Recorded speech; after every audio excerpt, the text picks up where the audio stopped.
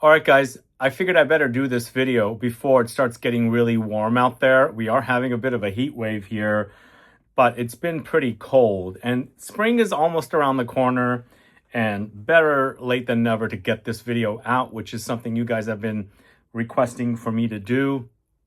It's a 100 vanilla fragrances deep dive, and it's broken up into different categories. And let me read you the categories. So we've got Gourmand dessert vanilla fragrances. We've got designer vanilla fragrances. So I'm going to do the fragrances in different categories, as you hear. Dark, amber, resinous, smoky, leathery, boozy, all going into the number, that particular category. And then we've got woody, elegant, architectural vanilla fragrances. We also have a floral vanilla fragrances category. We have indie, and we also have a more transparent vanilla category as well. So it's a deep dive on vanilla fragrances. I've got around 100 fragrances. The YouTube allows for 100 chapters, so I have to combine some of the fragrances together. There might be a few extras. Like, for example, I have a brand spanking new bottle of Alien Goddess Intense, EDP Intense, which I just opened up. I haven't even smelled yet, so it'll be the first time smelling on camera. But I have the original here, so I will categorize those together. And there are a few more spread out throughout the video, so I'll combine them. I was trying to get as many vanilla fragrances into the one category. But we're going to start with the Gourmand dessert vanilla fragrances category. And we've got just under 20 fragrances here. And if this is your first time tuning into my channel, you haven't watched any of my videos, I do these deep dive videos at least once a week for over 3 hours. I'm assuming this video will turn out to be over 3 hours because it is combining over 100 fragrances, but sometimes they turn out a little bit less. But if this is your first time, there's a playlist of deep dive videos digging into notes, genres of fragrances, perfumers, styles. Did I already mention that? And various random things like cheap fragrances and so on. I've got a playlist linked in the info box. You can click on that playlist, and you have over 5 days straight viewing of deep dive videos. So you can just pop it on and just watch back to back the videos. And yeah, let's get started with the vanilla. We're going to go to the house of Attar collection. It's Crystal Love. That's the first fragrance. So this is part of the Gourmand dessert vanilla fragrances category. And this is I have a few of their fragrances here, this brand, but I quite dig this one because it's a delicious kind of marshmallowy, creamy take on a spicy vanilla. So to me, when you put your nose to it, you do have that creaminess. It's a bit sticky well, I wouldn't say sticky, but more like creamy marshmallowy, and maybe like whipped cream. And then there's a slight fruity spiciness in there as well. Definitely a vanilla that I love. I love vanilla fragrances. If you guys don't know, it's my second favorite note. Still it is. It hasn't crept up past number one. I still think number one is patchouli, if you guys didn't know. Vanilla is really close behind it, and this definitely is a great scent to start with here in this video. It's a brand I'm not too familiar with, but I think this is a pretty solid fragrance. Crystal Love from the House of Attar collection as a gourmand dessert style vanilla. So next, going to the House of Bergholz. This is Satin Vanilla, and I had a bit of a back and forth by myself about where this should go. Now, it's pretty creamy vanillic, but there's something initially when you first spray it, it's almost like acting green and smoky, that almost like leather, like there's a darkness that kind of contrasts. But according to the notes, it's boozy notes, not necessarily dark notes, but something acts a bit leathery. Then the fragrance gets really super smooth. And satin comes to mind. It's velvety, satin smooth, very creamy, and becomes more gourmand. But what's that note up at the top that kind of throws me off a little bit? It could be like a very dark, smoky, like there's a boozy note up top.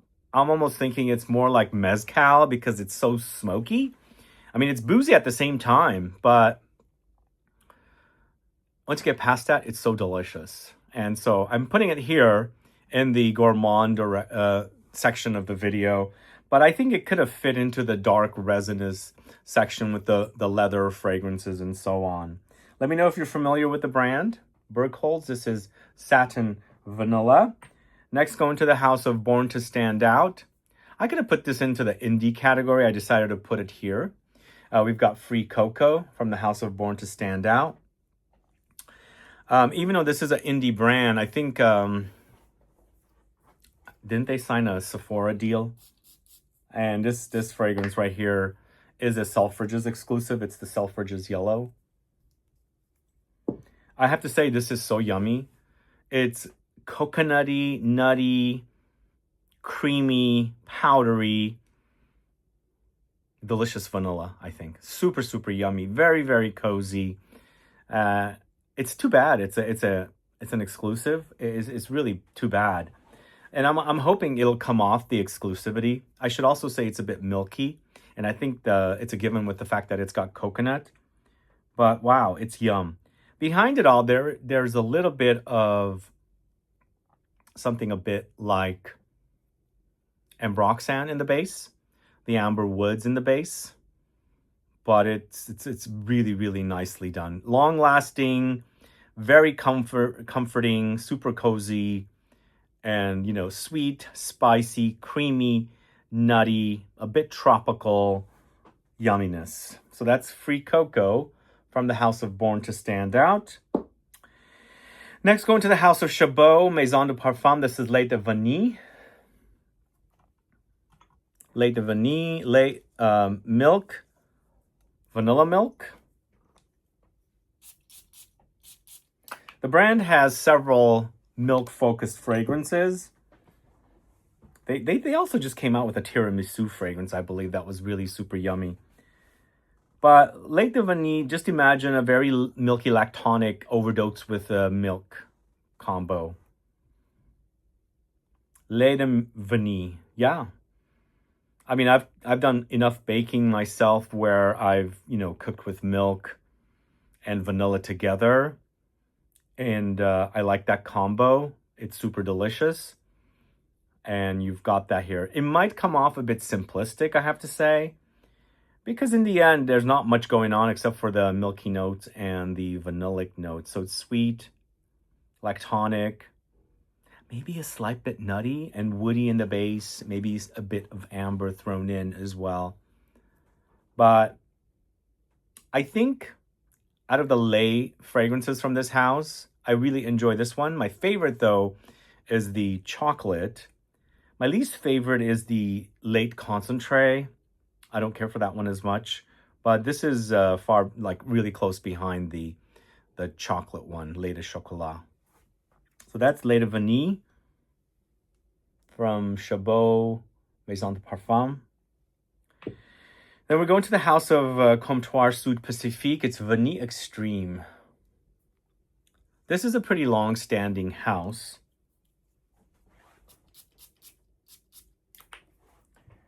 Their fragrances do end up at the discounters quite a bit. And by the way, if you are in the market for any of these fragrances, I do have them tagged in the info box. But basically, this is vanilla intensified. That's why it's called Vanille Extreme. It's sweet for sure. It's a bit spicy. There's some light creaminess in there. A bit caramelly, butterscotchy as well, which is quite yummy that way. And once again, like simplistic like the previous fragrance. But I think I wouldn't say this is super duper like heavy because it's an eau de toilette, but they just boosted up the vanilla in this, I think. But for sure, you've got the stickiness, like butterscotchy, caramelly stickiness. There's some spice, maybe some light citruses. I'm picking up nondescript citruses, but sweet citruses. And of course, some light woods and maybe a bit of amber thrown in. It might come off a bit milky as well, but still very simplistic, but very cozy, I think. Vanille Extreme from Comptoir Sud Pacifique. Let me know as I'm, doing the fragrances, talking about the fragrances. Let me know which is turning out to be your favorite. Let me know which you've worn, which you've hated, which you've loved, which I'm missing. Because, you know, there's a lot of vanilla fragrances out there, but it's 100 fragrances video. I couldn't fit everything in this video, by the way. So let's move on to the house of Giardini di Toscana. It's Bianco Latte. And very popular fragrance, although I think the popularity might have died down on this one a little bit. But I think it's still pretty popular. But for me, it's a vanillic milk, basically. Or more in line with something like if you've ever bought vanilla ice cream, you're looking at the two different options, vanilla and French vanilla. To me, it acts a bit like French vanilla to me. Also, you've got the idea of a vanillic frothed milk. And by the way, I'm having coffee right now. I had to make some because I feel a little tired and I'm doing a 3-hour video. And so... but, you know, just imagine the froth. I'm using oat milk, by the way. But just imagine milk froth. It's creamy, smooth, velvety, silky, powdery, all in here. But it's all very vanillic. It's super milky. Like milk is the star here. Vanilla is the star here. So it's vanilla milk, basically, what you're dealing with. And it's super cozy. We actually featured this in one of our original Scent Club kits. Really a popular kit for us. I do like that one quite a bit. It's super comforting. Anything milky lactonic I find to be super comforting. All right, up next, going to the house of Indult. It's Tihota. I haven't spoken about Tihota in a long time. I do have a video on the channel of the original 4 fragrances from maybe almost 10 years ago. This is a fragrance created by Francis Kurkdjian. Now, he created these fragrances in the original set of fragrances from Indult before he launched his own brand, MFK. I think these launched in 2007. And a lot of people consider Tihota to be the holy grail of vanilla fragrances. It's like the ultimate in vanilla. And to me, I agree. I definitely agree. It's very fluffy, marshmallowy, and creamy for me, with a slight booziness. I wouldn't say this is as boozy and dark like Guerlain Spirituous Double Vanille, but it has some of those characteristics. It's a bit musky as well, I think, but overall, it's super, super delicious. It's got a cult. I mean, it's got a cult following, I think. I remember when I was first in the fragrance community on social media, people would be head over heels ranking this one as their favorite. And I think it's still great. It's a great vanilla. I mean, one Francis Kurkdjian created. He's created better fragrances for some other brands instead of his own brands. Although MFK has some good fragrances, I'm just a bit underwhelmed with some of the DIOR stuff he's done.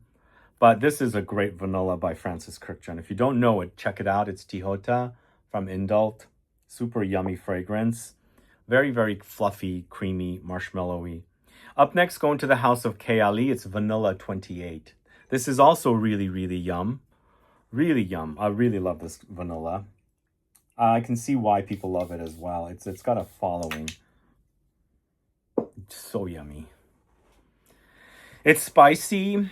I mean, first of all, it's very gourmand. It's kind of a dessert vanilla, but there's spicy touches here, a bit of boozy touches, and it's a little bit of a sticky caramelly. And it's got that Guerlain DNA. And they have a fragrance called Musk, which is my favorite of the house. And I find that the DNA of the musk is in this vanilla as well, which I quite like. And there's definitely a muskiness here, which is adding a super sexy layer. But I can see why this is popular. It's just a really nicely done vanilla. It's gourmand, but it doesn't fully like go there like completely. Like it's like doing other things. It's getting, there are some darker touches is what I'm trying to say, like the spices and the booze. It's so yum. Really, really wonderful vanilla. That's a vanilla 28 from the house of KLE. Let me know if you're a fan. You're going to find KLE in this video 3 times. That's the first. They've got a couple of other vanilla fragrances. And then we're going to the house of M. Micallef. This is Note Vanille. Vanille, not vanille. Vanille. I've been corrected. A long time ago I got corrected. I always thought it was vanille, but it's vanille. This is also kind of similar in line with KLE, I think, but maybe a bit more like the Indult rather than the KLE. And by the way, I've categorized these fragrances. I think there's going to be crossover. I think they can end up in other categories, but I just wanted to have different categories here for you guys to skip around. You prefer more of the gourmand style, you tune into this category. If you prefer more of the designer style, you skip ahead to the designers, and so on and so on. But I was told early on, when I first got on the scene, I didn't know about this fragrance. Then when some people were telling me about it, I think it was kind of shelved. They finally brought it back. I do enjoy it. I do enjoy it. It's very, very cozy. It's a bit spicy, slightly musky. And there's definitely the caramelly, marshmallowy characteristics in there. So because it is kind of fluffy, I think it makes it very cozy.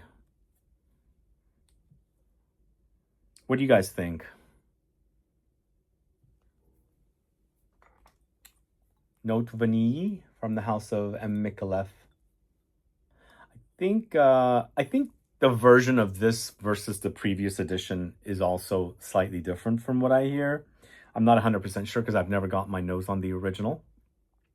And we're going to the house of Mancera next, AMORE CAFFE.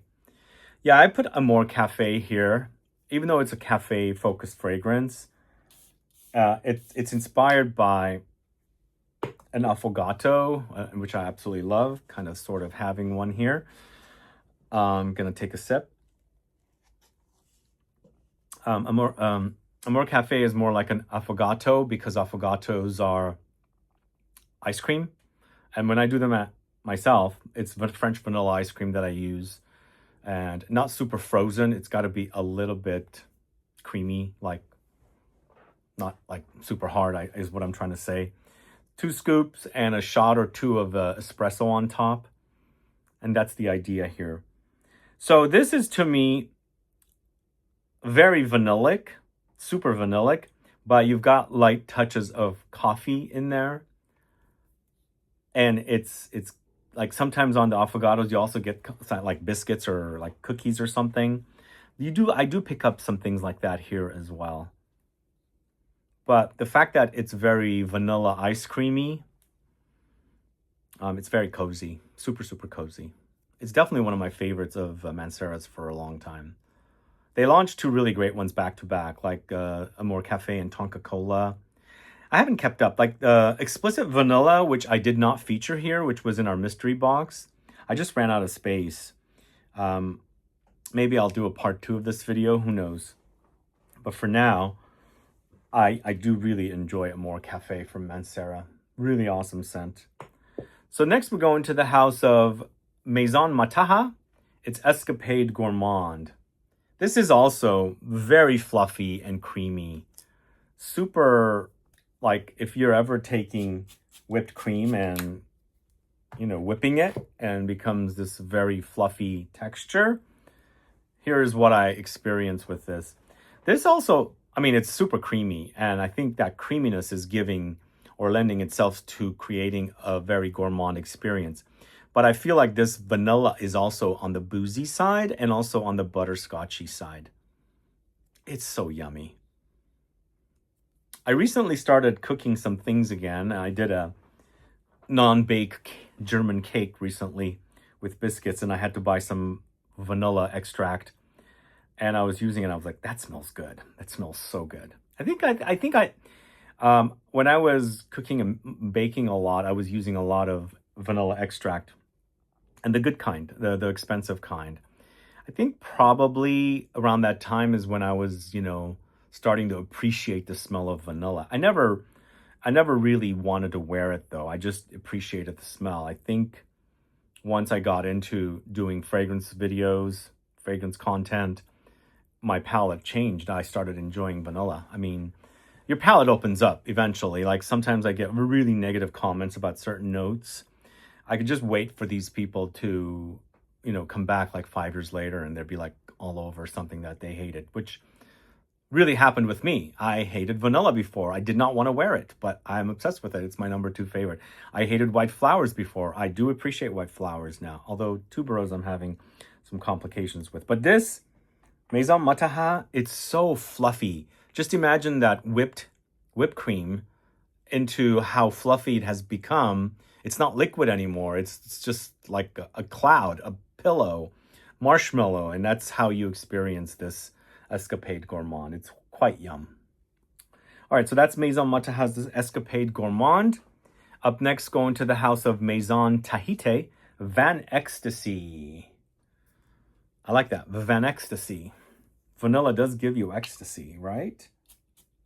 Doesn't it?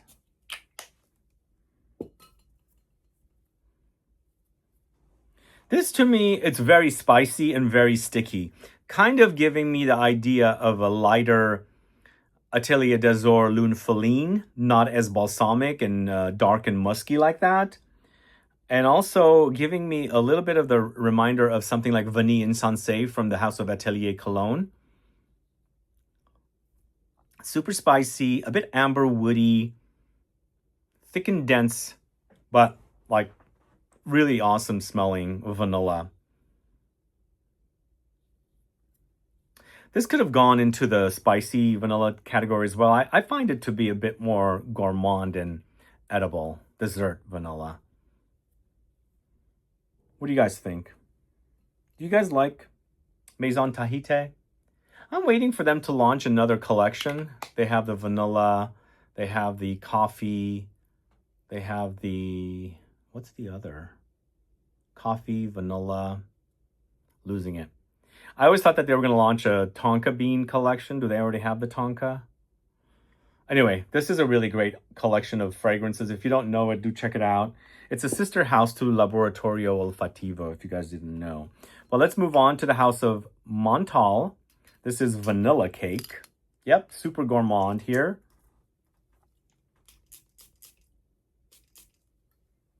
Who loves to eat cake? I'm a big cake lover. Although I don't like the frosting as much. I do want some frosting. It has to be super decadent and not like super sweet. And this acts like it. It's the dough, the cake part, and also vanilla frosting on top, super sweet. To me, it also acts like there's nutty notes or nuts in the cake if it's a cake, and maybe some coffee. It's almost smelling like tiramisu, but not as creamy fluffy, because the tiramisu has coffee in it, and I get that here from this. So it's almost like vanilla coffee cake. Well, coffee vanilla cake. But it's quite yummy. Montal does do good gourmands, by the way. Some better than others, obviously. So up next, going to the house of Nectar Olfactif. This is Melipona. Are you guys familiar with Melipona?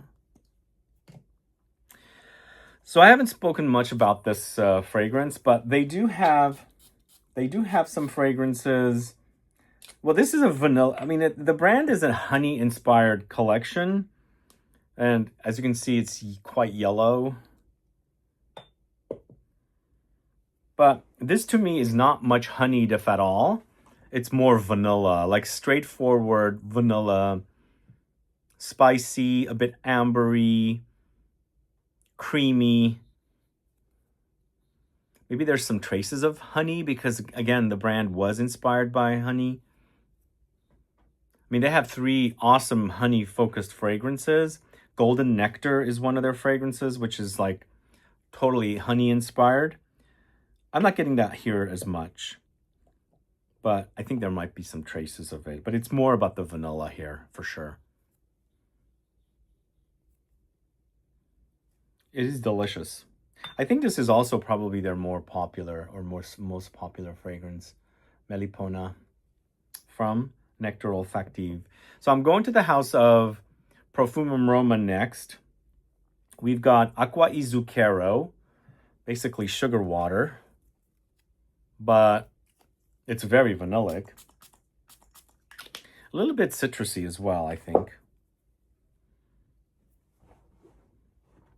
Oh yeah, it's so yummy. This is so super cozy. It's so good. There's definitely traces of citruses here, which I quite like. But it's sweet, sugary, vanillic, slightly boozy, very yum. This could come off a bit more transparent, and I was almost going to put it into the skin transparent category of vanilla fragrances. But I decided to put it here because it maybe is a bit more gourmand. But I think it could have, perfectly fit in that other category. Because to me, it's not super dense. There's an airiness about it.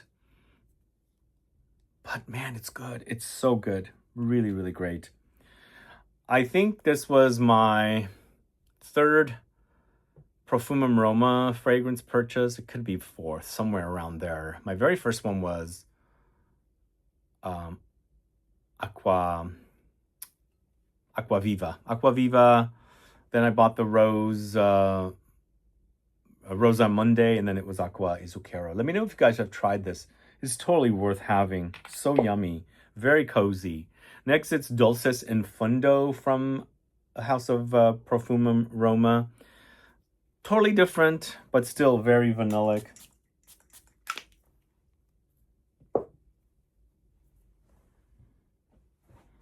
This is a bit more darker, but still sweet, vanillic, and it's acting a bit more like caramel butterscotch.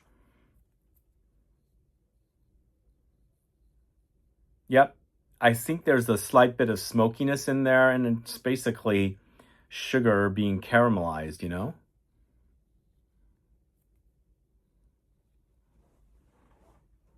It's quite yummy. You can actually experience the stickiness here, and sticky like how sticky caramel can get.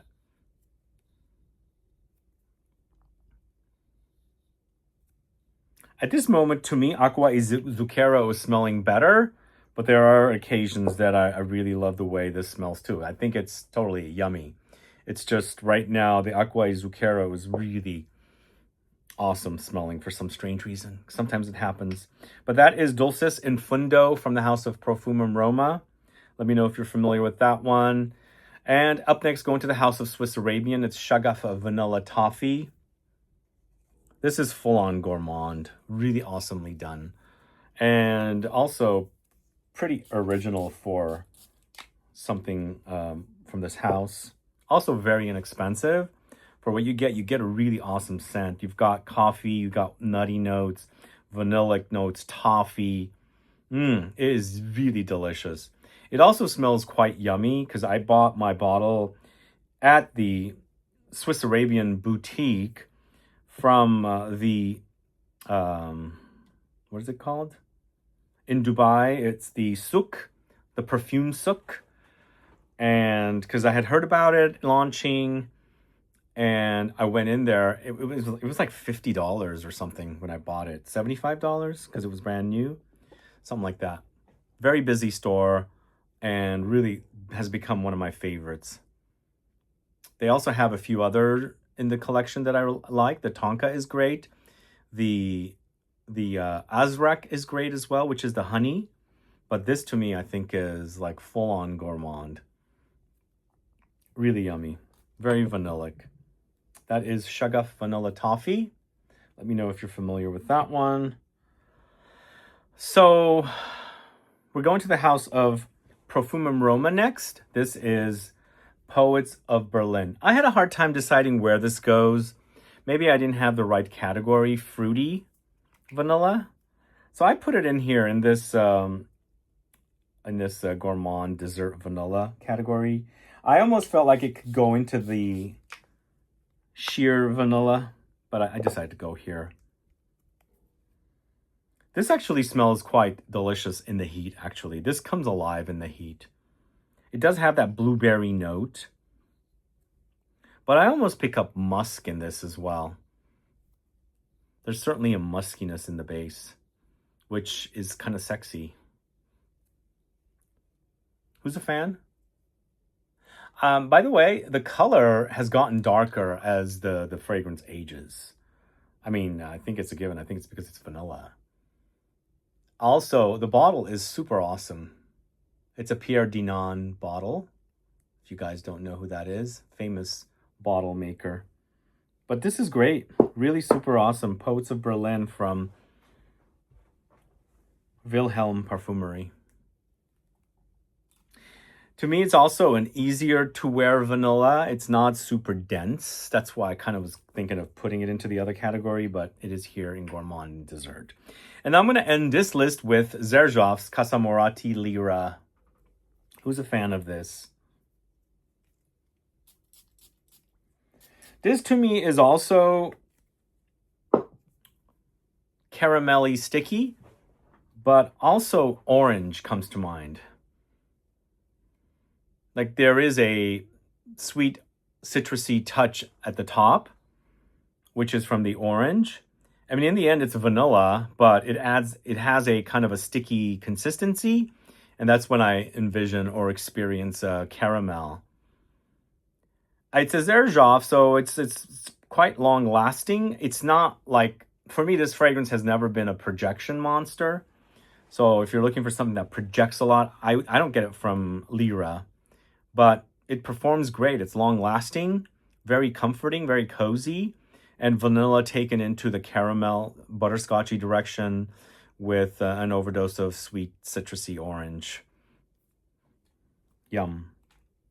And that's Lira, the final fragrance in the Gourmand Dessert Vanilla Fragrances category. And we're going to move on to another category. Let me know your thoughts on these fragrances in this category. Add a comment below. All right, guys. Next up, we've got the designers. We've got a nice collection of designer fragrances here that are vanilla focused. And I'm throwing in a surprise here that I haven't listed. So stay tuned for that surprise. But we're starting off with a fragrance from the house of Balenciaga from their luxury collection that they launched last year. It's 24/7. This is one of two fragrances that I bought from this initial launch of this collection of fragrances. I'm absolutely head over heels for the bottles, by the way. And this is a very fresh take on vanilla, easy to wear. It's musky and also it's kind of airy. So it's got like a molecular base, ambroxan. And so it's easy to wear, but sweet and vanillic. And you have that overdose of musks and something like ambroxan in the base. So it adds a kind of a clean, crisp, musky, woody, amber kind of base. But it's sweet, powdery, vanillic up top. Although I should say it's not up top because vanilla usually is a base note. I'm referring to the fact that the vanilla is pretty prominent and you're pretty much picking up a lot of vanilla with this, with the amber woods in the base. So it might come off a bit simplistic, but it's for those folks that want that musky amber woods in the base, but something a bit sweet as well. I actually really love it. It might just come off a bit simplistic, but If you love musky ambroxan and you want a little bit of sweetness from the vanilla, definitely check out 24/7 from Balenciaga. Now, we've got 3 Celine fragrances back to back. We've got Black Tie first. Black Tie is probably... Now, what happened with Black Tie? There was a rumor that this is being discontinued. Now, I had checked, and in Paris, I checked at one of their boutiques. They said no, but I kept getting comments. Somebody kept saying, not just one person, multiple people were saying they don't have any anymore. They're discontinuing it. I don't think they are, but it's probably one of the more popular fragrances from Celine, so I don't understand why they would discontinue it unless an ingredient was banned, but I don't think there was any ingredient bans around this time. But Black Tie is the typical DNA of Celine fragrances. It's a very powdery, orris-driven or orris-forward vanilla. And in the base, you've got woods as well. And so slightly boozy, spicy, powdery take on vanilla, I think. Really wonderful. And I don't think it's super... there's no rules with fragrances, but I think the fact that it has the woods, this does kind of lean on the masculine side. But it's really nicely done. I think you really definitely have the Celine fragrances DNA. So if you like that DNA, definitely check out Black Tie if you haven't tried it yet. The very first fragrance I bought from Celine when they first launched in 2019, I bought it from the New York City store, was Dans Paris. It's another kind of vanilla, actually. It's different. It's a different vanilla. It's a bit floral. It's a bit bitter. It's a bit reminiscent of Guerlain's, what do you call it? Angelique Noir. But imagine Angelique Noir going into an almondy direction, because I feel like there's an almondy bitterness here. I think there are laurels, the flower, and the aromatic side of the laurel. But it's a different take on vanilla. It's quite yummy. And it's the very first one I bought from the house. If you're kind of tired of vanilla, everything smelling the same, try this one. It's different. It's not like anything else I've smelled as far as vanilla fragrances go. But you still have that powdery DNA of Celine fragrances in this. It's quite yummy. I like all 3 of these fragrances from Celine. Last but not least, it's ZOUZOU. It's more of an amber vanilla, I should say. In line with something like Le Lion, but not as dark and smoky. Yeah, it's definitely lots of amber. Spicy, powdery, resinous, vanillic.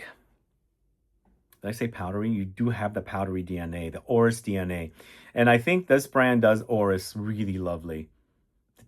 They really do use the orris perfectly in their fragrances. And you have it here, like in your face. But it'll remind you a little bit of Le Lion, but not, like I said, not as ferocious and animalic like Le Lion. This is a bit more neutered, a sweeter, brighter, not as dark. But I still love Le Lion too. I like this one. I think between the 3, the Dans Paris is the most original. But all 3 of them are great, I think. All right, up next, going to the house of Dior. It's Fahrenheit Le Parfum. Yeah, it's a designer, and it's very vanillic. A great flanker to the original Fahrenheit on the sweet side, ozonic side, and the leathery side. And boozy, I should say. Yeah, boozy. It's good. Oh, wow, it's really good. It totally stands. I love this. This is so yummy. Also, it's targeted to men, and it's very unisex, I think. Very, very unisex.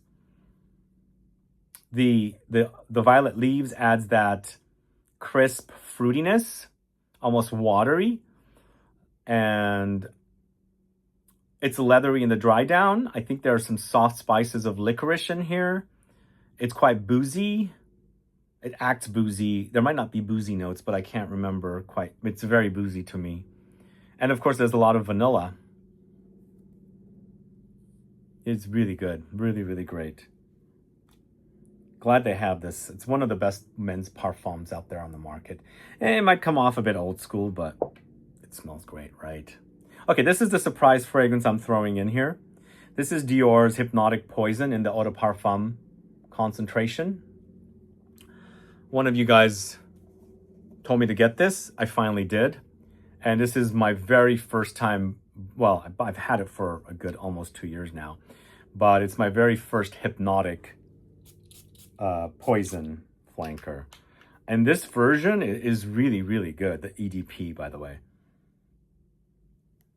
It's almondy and vanillic, very powdery, and the almond has that bitterness, you know? There's slight lactonic touches in there. It's almost like almond milk, but with a lot of vanilla. Too yummy. Really, really yummy. I'm glad I have it. I mean, my goal is to find a bottle of Midnight Poison because that's the one I totally passed up on one time. But I'm glad to have this because it's really quite good. I now have a bottle of the original Poison, and I now have the Hypnotic Poison. Both of them are great, I think. But Hypnotic Poison, I think, is super modernized and very gourmand. Nothing like the original Poison, which is very polarizing. But this Hypnotic Poison in EDP is a great, very cozy. Also, if you've been buying unisex gourmand fragrances focused on almonds, I think that's going to come off super unisex for you. I don't think it's uber feminine at all. And then the final Dior fragrance I'm going to talk about is Vanilla Diorama. And the word is still out if this is going to get discontinued or not. If you're a fan, get your bottle. This is my 250 ml bottle. And I have one backup of this. I can't believe how great this fragrance is. And the last fragrance that Francois Demachet left for us before Francis took over. It's inspired by Christian Dior, who visited Maxime's in Paris. And there's apparently a dessert that he used to have, a cake. It was vanilla, chocolate, citruses, creamy, spicy.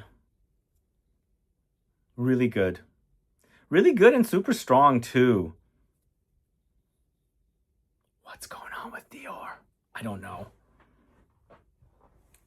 But I kind of miss Francois Demachet. Although I didn't really care for everything he did. But some of the fragrances he left us with were super potent, like Tobaccolor, Vanilla Diorama, which are two of the fragrances that I've heard from the grapevine that are getting the axe, by the way. Go figure. But this is good. It's cool. It's super spicy.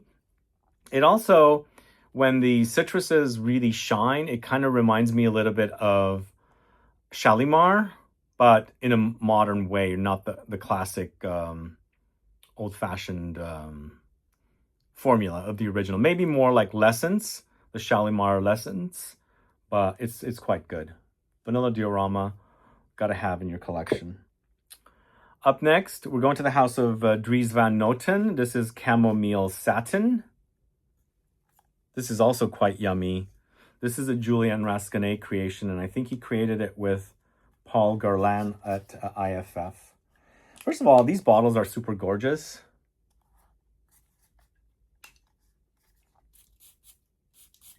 I think as far as designer luxury collections, the two of the newer ones would be the Dries Van Noten and the new Jill Sander collection bottles are really quite luxurious to me. But Chamomile Satin, the idea of chamomile is so interesting here. There's a aromatic, leafy kind of herbal touch against the warm and spicy vanilla that's in here. That just totally creates a very unique smell, unlike anything I've smelled before. For me, that's when a fragrance, I mean, first it has to smell original And this totally does smell original to me. And it also smells great, obviously. Those are the two reasons why I would buy fragrances. But I bought that from Selfridges back in 24 when they just put out like 2 or 3 fragrance or 4 fragrances that came out together. There's even a vanilla in the collection, which I might end up getting. But I think this is the better of the 2 vanilla-focused fragrances. And even though it doesn't use the name vanilla, it is vanillic. But there's actually a fragrance that they have that uses the...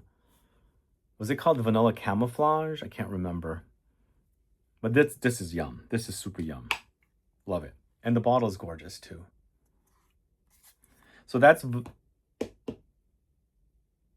this is chamomile satin. I almost lost my train of thought. I thought that was vanilla camouflage. All right, next, moving on to the house of Fendi. It's La Baguette. Yeah, this is an iris powdery vanilla.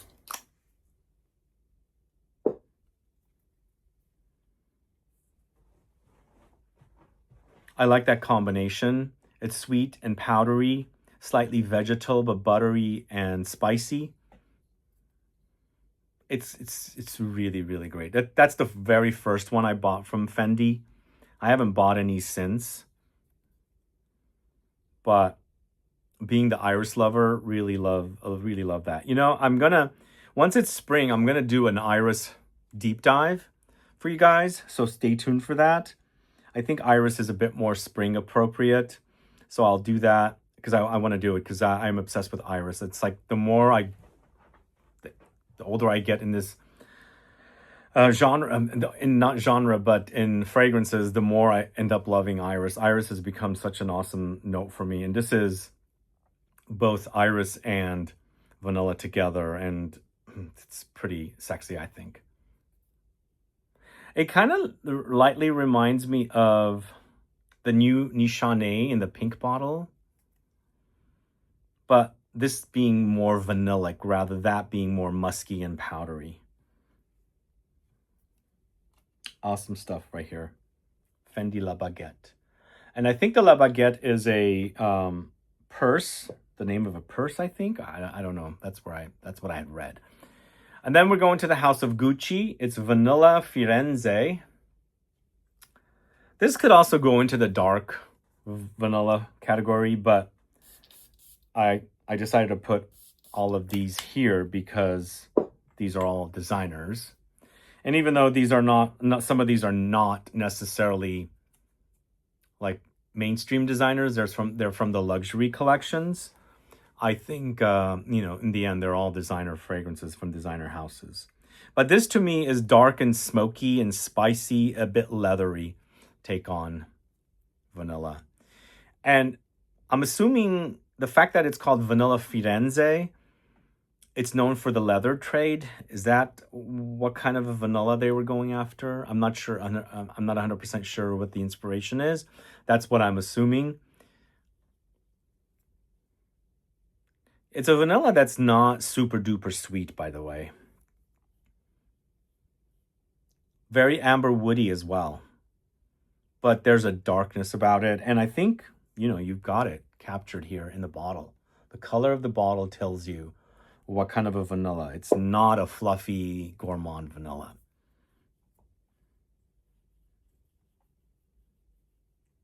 It's good though. I think when the brand first launched the Alchemist Garden collection fragrances, their creative director, Alessandro Michele, was working with Alberto Morias mostly. I think since he's stepped down, they've been using other perfumers from other houses. I think Alberto Morias is not doing a lot of Gucci. But during the time of that creative director, the Gucci Guilty series of fragrances had a couple of really awesome ones. Like Gucci Guilty Absolute, both for men and women, were really great. But Gucci Guilty Cologne, if you guys remember that, I can't believe how good that was. Maybe it was a bit old school. I think it was a bit polarizing, but I have a backup bottle of it. It was so good. It was like a men's shaving tonic, quite powdery. But, you know, people move on. So it's now the previous creative director from Balenciaga that's taken over at Gucci. So we'll see what kind of fragrances launch under him. But let's move on to the house of LAIT. I completely had forgotten this was designer, and I had put it in a different category. Last minute, I had to move it here because it is a designer. LAIT is a designer. This is LAIT Le Parfum, created by Dominique Ropion. It's a little bit. It's warm. It's spicy, but also a bit green because it has that West Indian bay note. It's simplistic, it's easy to wear. It's a cheapie also. You can find it for like 30 bucks. But, you know, it's spicy, it's vanilla, it's a bit boozy, a bit green, some woods in the base. But easy to wear, I think. It's also, like I said, a cheapie, so you can liberally spray and not feel like you're wasting away your expensive perfume kind of thing. It doesn't smell super cheap. It doesn't smell super expensive. I think it's right down the middle. But really good. Really great stuff. Dominique Ropion does some good work. Some not good, some good. Also a cute bottle. I mean, it's pretty simplistic. I think it's the enhancements here that make it a little bit cute. Anyway, that's LAIT Le Parfum. Now we've got two cheapies that are super duper hyped, thanks to me and thanks to a lot of other folks. Star by Mauboussin for the ladies. Okay, honestly, guys, both of these stars are very unisex, both the men's and the women's. So I don't think they're very feminine or masculine leaning. First of all, Star for the ladies, it's super dusty, powdery, woody. It's sweet, but then it's not super sweet. I almost feel like this is a vanilla powder light. If you guys know vanilla powder from Matière Première, which I have later on. This is definitely kind of like that to me. Not smelling the same, kind of like that though. So it's not super feminine. There are some creamy undertones there, some woods, maybe a bit of muskiness, maybe a bit of iris, because it's just really dry and powdery. But I think it's really cozy, really delicious. They keep running out of Mauboussin fragrances, especially Star and Star for men, and what's the one with the fig for the guys? Forgotten the name right now. But they bring it back and they're always around $30 to $40. And Mauboussin is a jewelry house. So it's a 90 ml bottle for cheap. So if you like not to spend a lot of money and you want to smell expensive and very modern, definitely try Star. Again, I don't think they're very feminine or masculine. I think they're both. So I think they're both unisex, whereas the women's does go into the feminine direction and the men's goes into the masculine. But I feel like they're very unisex. And then this is the men's Star. And the men's Star does have similarities to LAIT from Marley. It's a spicy, woody, a bit dark, but still very powdery take on vanilla. This one does have a little bit of a lacquer kind of shiny polish smell to it. It's a bit acting stickier is what I'm trying to say, whereas the previous one, the women's, was more dry and dusty and powdery. But both of them are powdery though. Good stuff. Mauboussin is a great house. Let me know if you guys want a Mauboussin deep dive. The problem with Mauboussin, they discontinue fragrances quite fast. So, but I can do a video of their fragrances that includes discontinued fragrances. The problem is also I don't have every single fragrance of theirs. So it might not be a very long deep dive, but I can try and put a video out talking about the fragrances of this house. I first discovered Mauboussin When I first got on the YouTube in 2012 with this awesome scent that was very incensey woody, and I forgot the name of it right now. But yeah, maybe I'll do a video. Maybe I'll acquire and buy some more Mauboussin fragrances and I'll shoot that video. But let me know your thoughts if you've discovered Star or Star for Men. Add a comment below.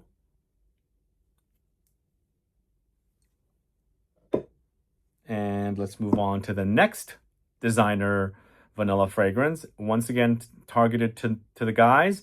And this is from Mercedes-Benz. It's Club Black.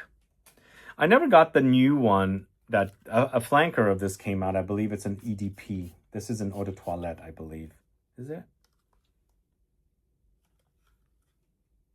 Yeah, this is an eau de toilette. It does say on there. Yeah.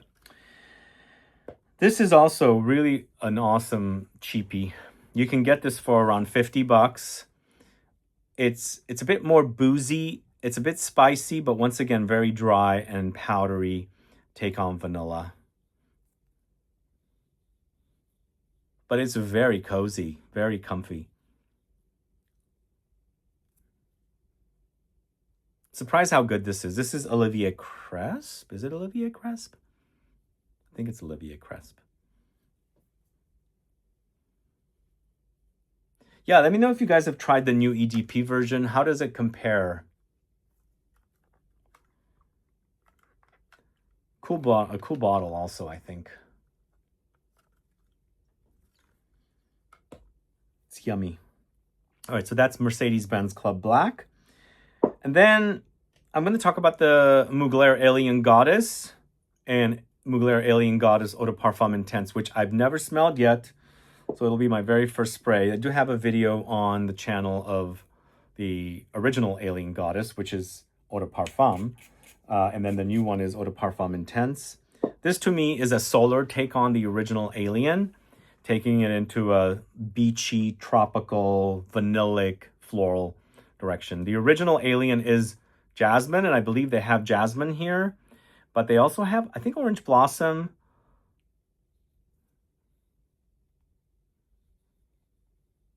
It does have a beachy effect, very solar, a bit tropical.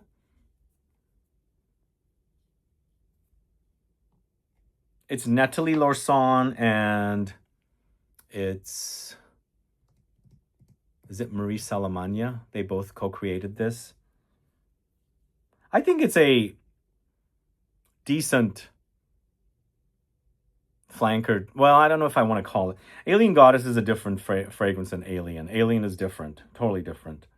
But I think they're capitalizing on the name. I think that's what they're doing nowadays.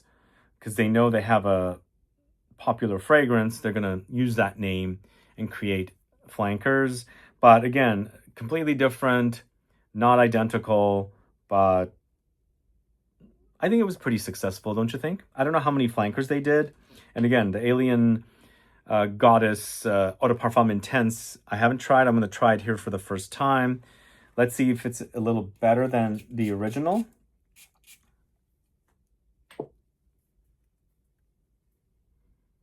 Ooh, definitely more creamy. I mean, you still pick up the floral notes. It's not as bright. It's more darker, dense. Keeping the same DNA, just gotten stronger, beefier. Ooh, I like this one more. Still the solar, tropical, beachy, floral. So these are this series is created by these two perfumers I mentioned. I believe it's Nathalie Lorson and Marie Salamagna. But the original Alien is a Dominique Ropion creation. And you can tell they work at different firms. They use different ingredients, even though it might be the same note, like focusing on jasmine. The jasmine at Firmenich, DSM Firmenich, is not going to smell like the jasmine at IFF where Dominique Ropion works. To me, the original Alien jasmine, there's something electric neon about it. I don't know. I envision futuristic, like Blade Runner when I think of Alien. But not Alien Goddess. It's more down to earth and tropical, beachy, like I said. But I like this intense version much more than the original. Let me know your thoughts on Alien Goddess. So we've got 2 fragrances from Tom Ford. We've got Tobacco Vanille first. I think Tobacco Vanille for Tom Ford has been pretty popular. Don't you guys think?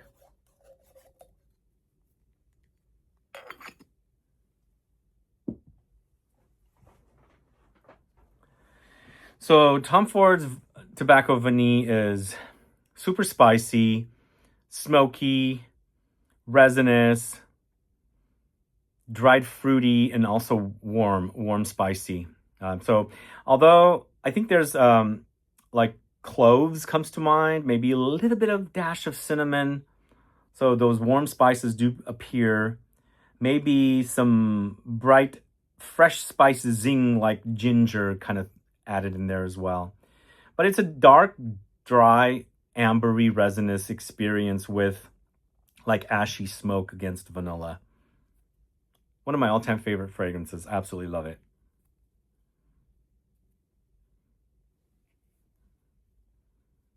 It's so good. Are you a fan? Tobacco Vanille. They ought to make a version, a flanker called Tabasco Vanille. So add some hot chili pepper in there. All right, next we're going to the, well, no, we're still at the house of Tom Ford. I didn't feature Vanille Fatale. I don't have the new version of Vanille Fatale because I have a whole 250 ml decanter of the original Vanille Fatale. Do you guys get much differences between Vanille Fatale OG versus the new? Let me know, add a comment below. And then we're going to talk about Tom Ford's Vanilla Sex. Very polarizing fragrance.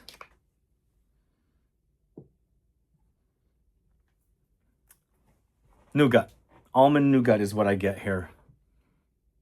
Bitter, marzipan like almonds.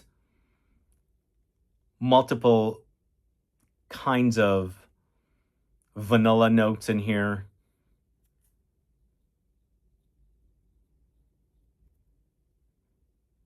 I really love this fragrance. I know it's very polarizing.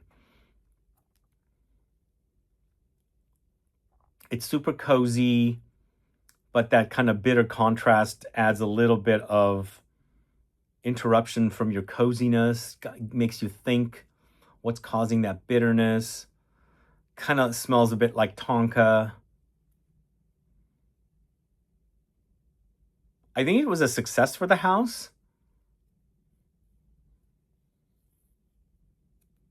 But I do get a lot of people complaining about some of the things about this fragrance that they don't care for.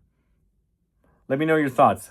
A yay or a nay for Vanilla Sex from Tom Ford? Do add a comment below. All right, last but not least, we've got Baby Cat from YSL.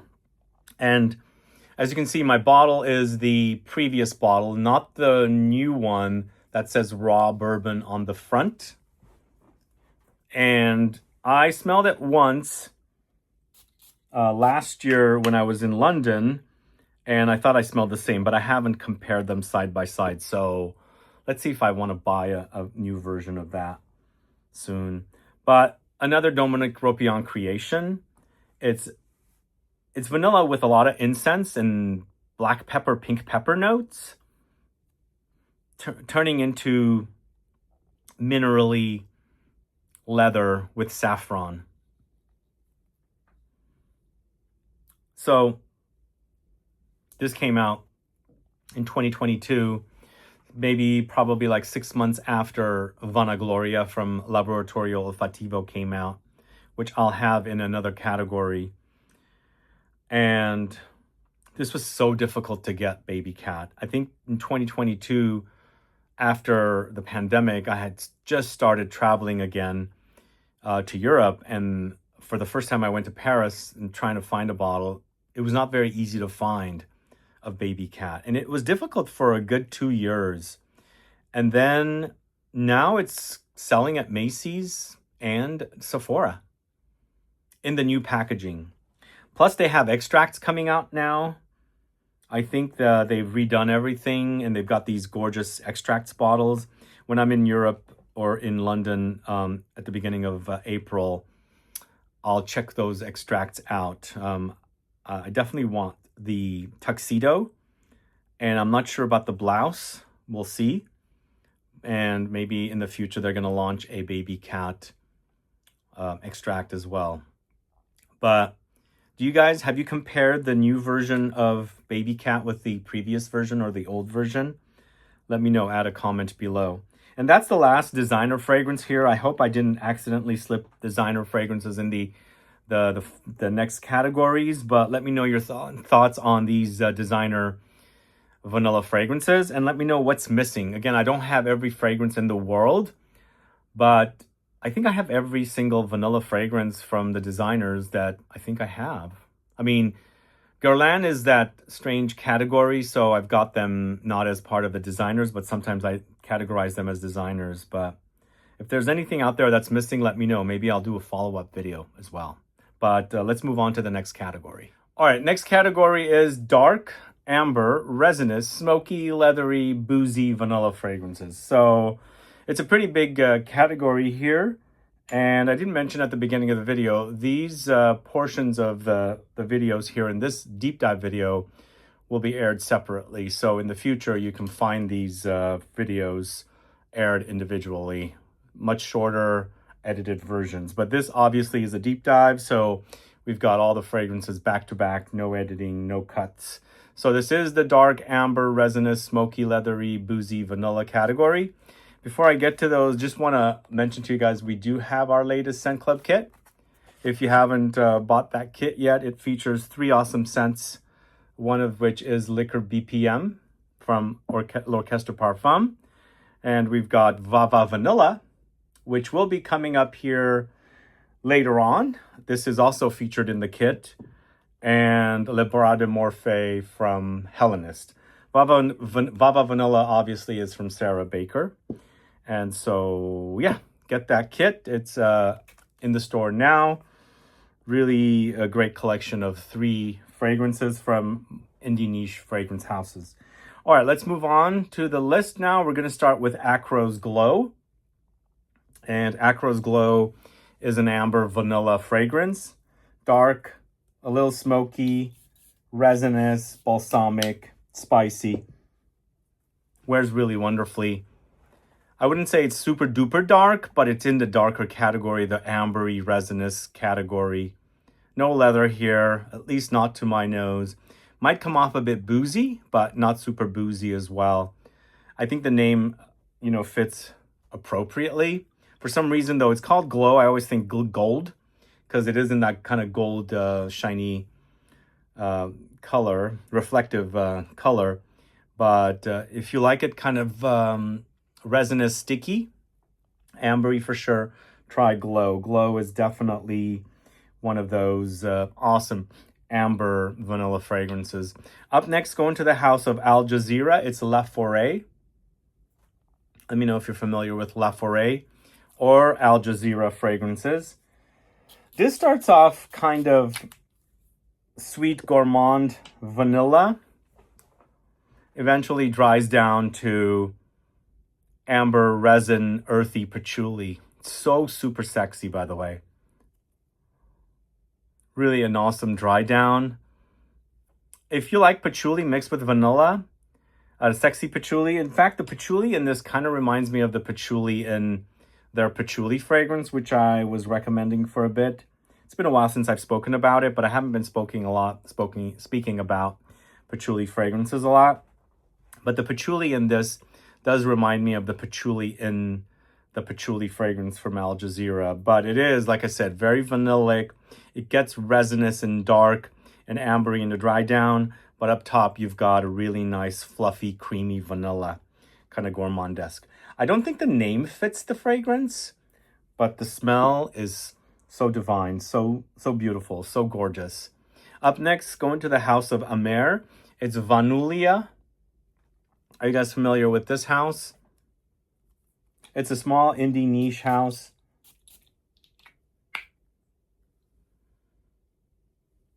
If I would say this probably would have fit in the indie niche category, which I probably should have put there.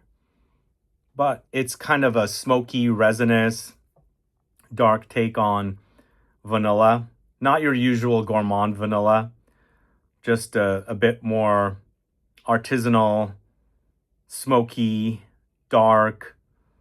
It's the anti-gourmand vanilla. It doesn't really act gourmand whatsoever. Lots of spices, though. Many dark notes. It comes off a bit inky to me. Yeah, if you're looking for gourmand vanilla, this is not it. But definitely dark, resinous, smoky and leathery. Yeah, now that I think about it, I probably should have put this in the indie category, but it's here right now. So that's AMORE VANILLEE. And next we've got Amouage's Material. Very resinous experience. Super resinous, in fact. In the end, it's an amber vanilla, but the resins kind of take over. It's also very spicy. It's total Cecile Zarokian. Her fragrances seem very complex. You can actually smell the complexity. Like sometimes when the fragrances are not complex, you can kind of see through the notes. It's a little hard to see through the notes here. There's a lot going on. I think it's a who's who of resins. Resins that are sweet, vanillic, and also smoky, peppery. Of course, there's vanilla here, and it's kind of amber in the end because that's what you do. I mean, that's what you get with all those notes. Wears like an amber, but it's got a lot of vanilla. I think there's some woods in here as well, for sure. I'm picking up woods, but it's definitely on the dark side. Material from Amouage. Let me know if you're familiar with that. All right, up next, we're going to the house of, let's see, am I doing this correct? I did throw in a fragrance here because I've forgotten it. Nope, I haven't gotten to that section yet. All right, next, going to the house of Atelier des Ors. We've got two fragrances from this house, an original version and an extract version. I'm talking about Lune Feline. Look at that. Gold flakes bobbing around. Lune Feline is very balsamic. It features balsamic notes, resins, vanilla, of course, spices, musky touches. It comes off a bit medicinal, by the way. It's sweet, spicy, musky, balsamic, amber, vanilla. Definitely a dark take on vanilla. Do you guys get the medicinal quality from this? I once recommended it to somebody and they said it was too medicinal for them. They actually said it was too medicinal. I always thought it was medicinal, but ever since they mentioned it, it's kind of become a bit more. But I still really love this. It kind of reminded me of a dark take on Eau de Well, which I do have here, I think. Do I have that here? Somewhere here, yeah. But not in this category. But yeah, really nice take on vanilla in a dark form. And my very first Atelier des Ors fragrance. And then here we have the Extrait de Parfum version.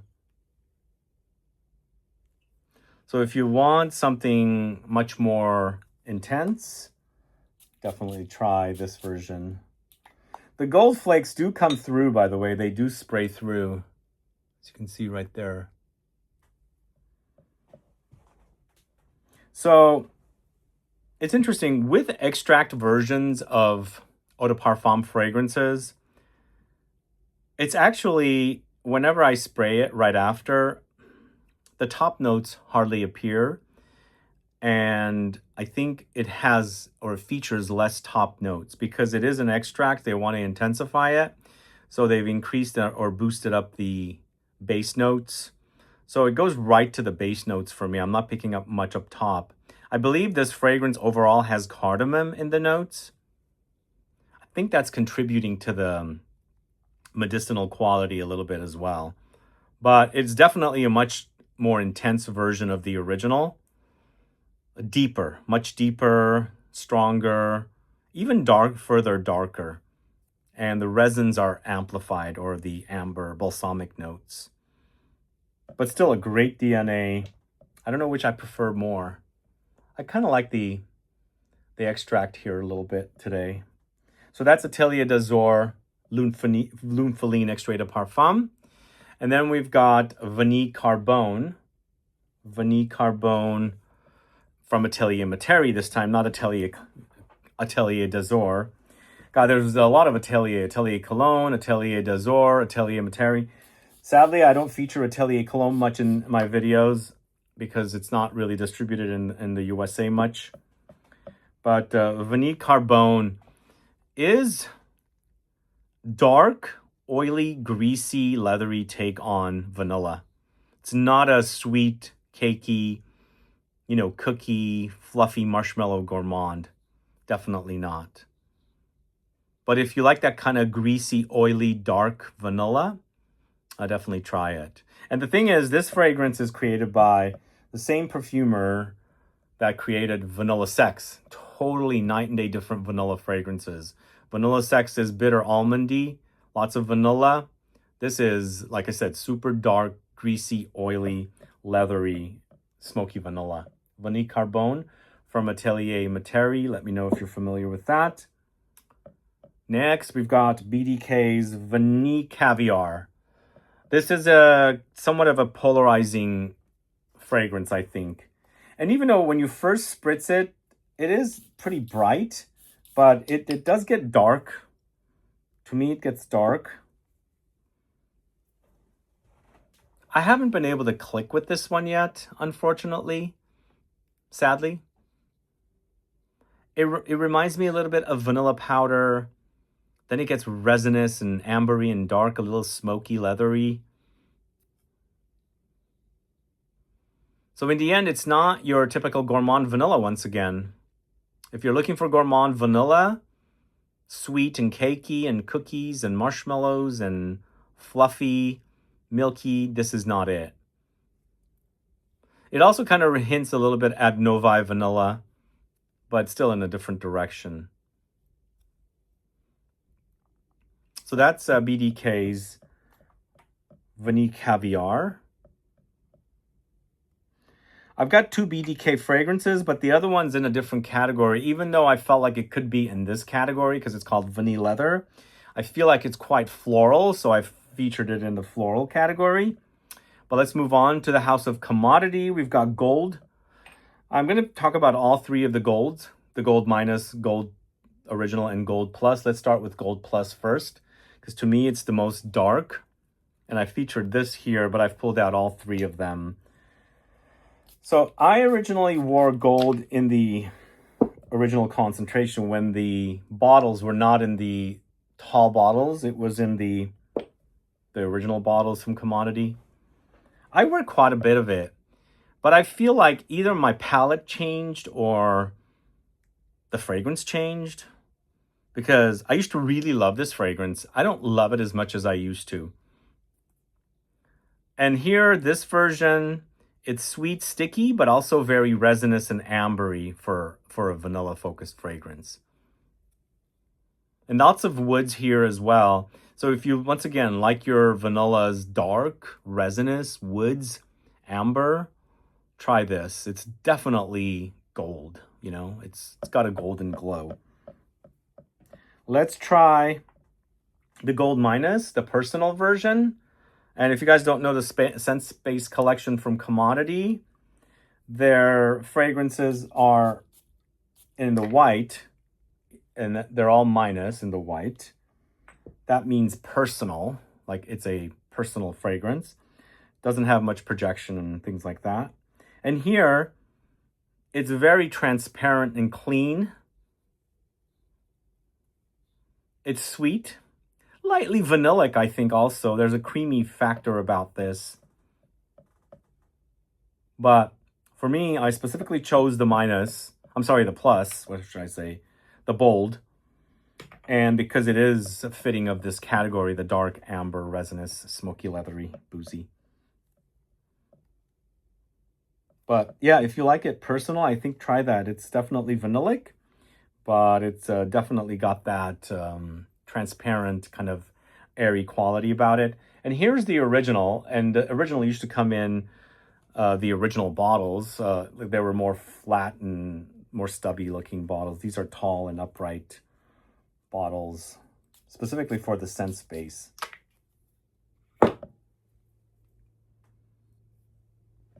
This is basically in between the two others that I spoke about, the plus and the minus. So it's not super bold and it's not super personal. It's somewhere in between. But to me, this is the one that feels different. I recall I used to love this fragrance because it was more vanillic. Now it's just much darker and not so vanillic. I don't know. I don't know why. So I prefer the plus or the minus. I don't enjoy the expressive, which is what the ones without the signs on them is called. So you've got the personal, expressive, and bold. But for me, either the personal, because it's that transparency that I like, the clean airiness, or the more intense resinous, dark, smoky amber kind of thing. So just going over the entire gold collection, but I specifically wanted to feature here the Gold Plus. Let me know if you sampled these fragrances. Do you notice a difference, like I do, between the original gold when it wasn't part of the Scent Space collection and now with the Scent Space collection? Let me know. Add a comment below. I'm heading over to the DS and Durga house next with Deep Dark Vanilla. Deep Dark Vanilla is exactly what the name says.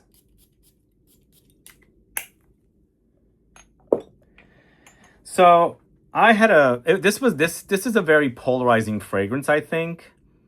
And when, kind of like Vanille Caviar,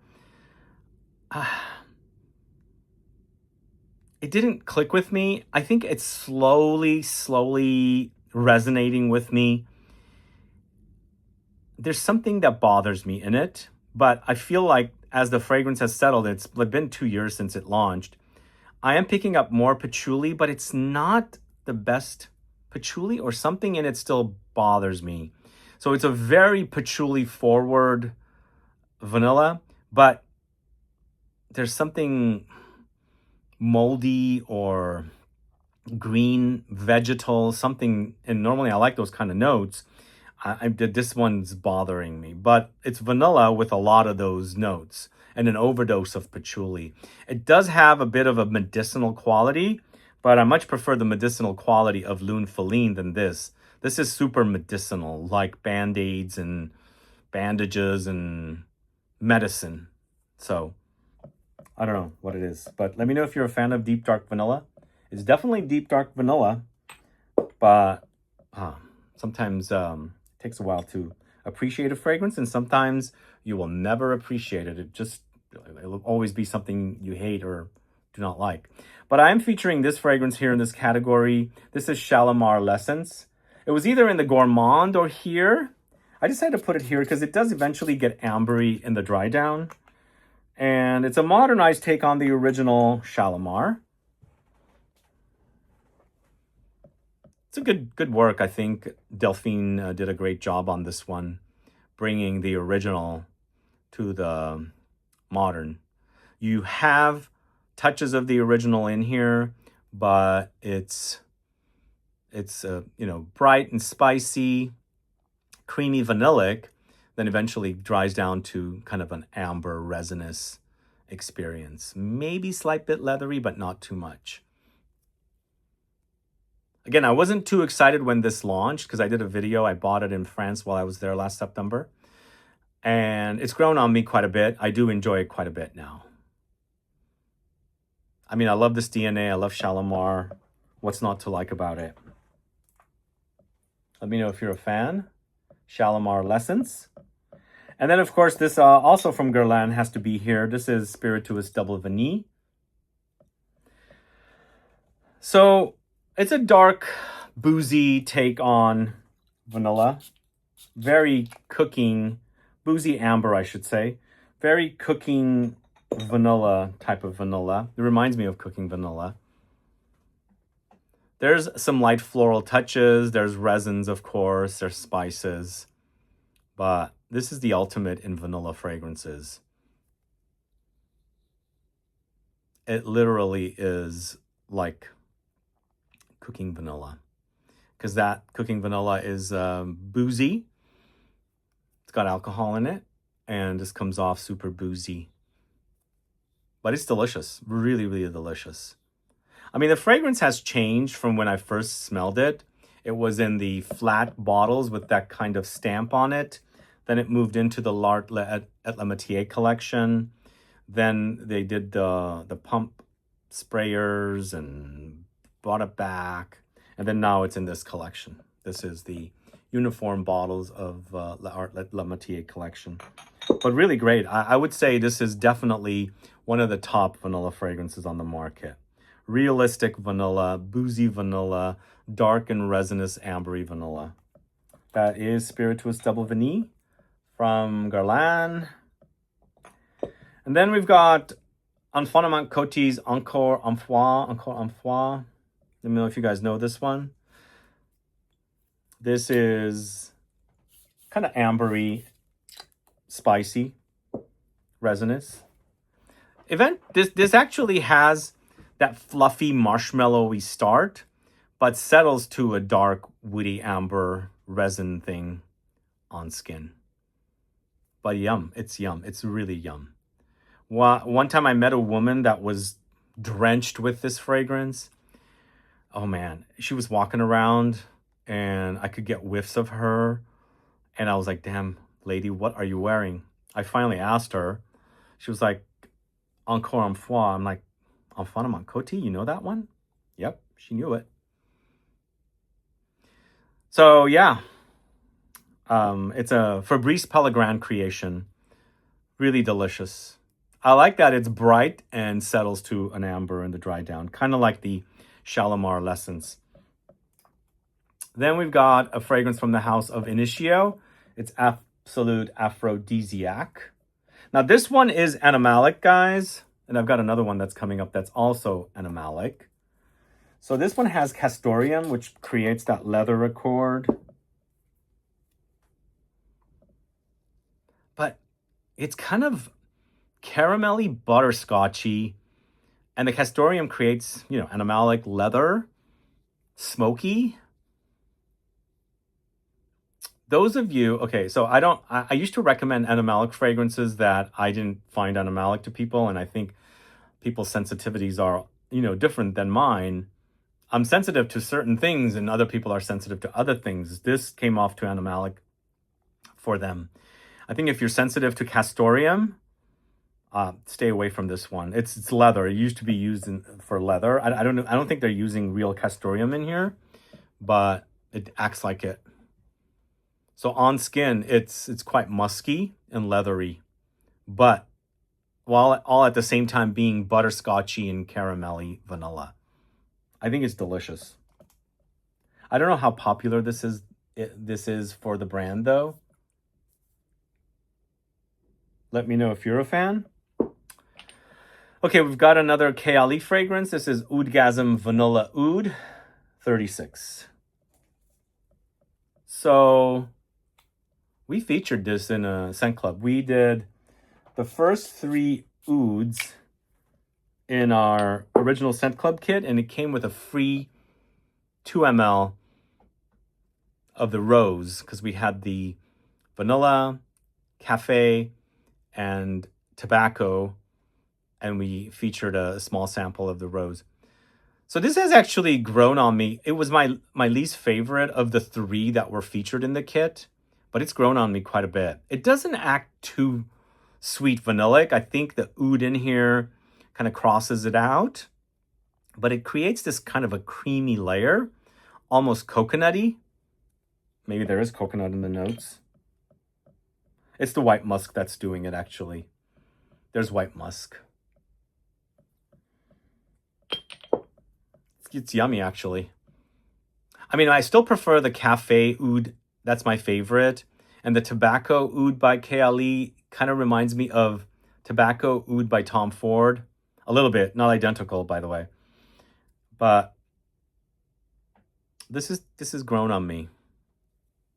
Let me know if you're a fan. Definitely pick up the oud. It's definitely an oud accord, but you're smelling it. And I think that creaminess is also acting a bit like soap. It's a bit soapy, creamy.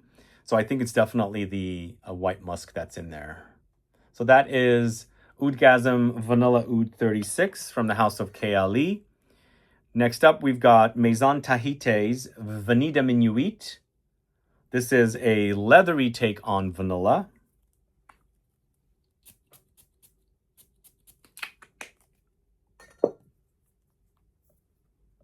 Whoa, yeah. Lots of saffron here. Acting a bit like Baby Cat, but not quite. I could have also thrown this brand into the indie niche collection of fragrances. But it's sweet, but not super sweet. It's saffron heavy, so it's providing that kind of fabric leathery experience. It's peppery, spicy. Doesn't remind me, like, it doesn't smell like Baby Cat or Vanagloria, but it reminds me of it. I think the saffron has been amplified here. It's also a bit metallic, crisp, but it's a great leather vanilla combo. That's sort of similar to the idea of Baby Cat, but not quite smelling like it. That's Vanille de Minuit from the house of Maison Tahiti. Then we've got a fragrance from the house of Montal. It's dark vanilla, fitting of this category. This is definitely a manly take on vanilla, by the way.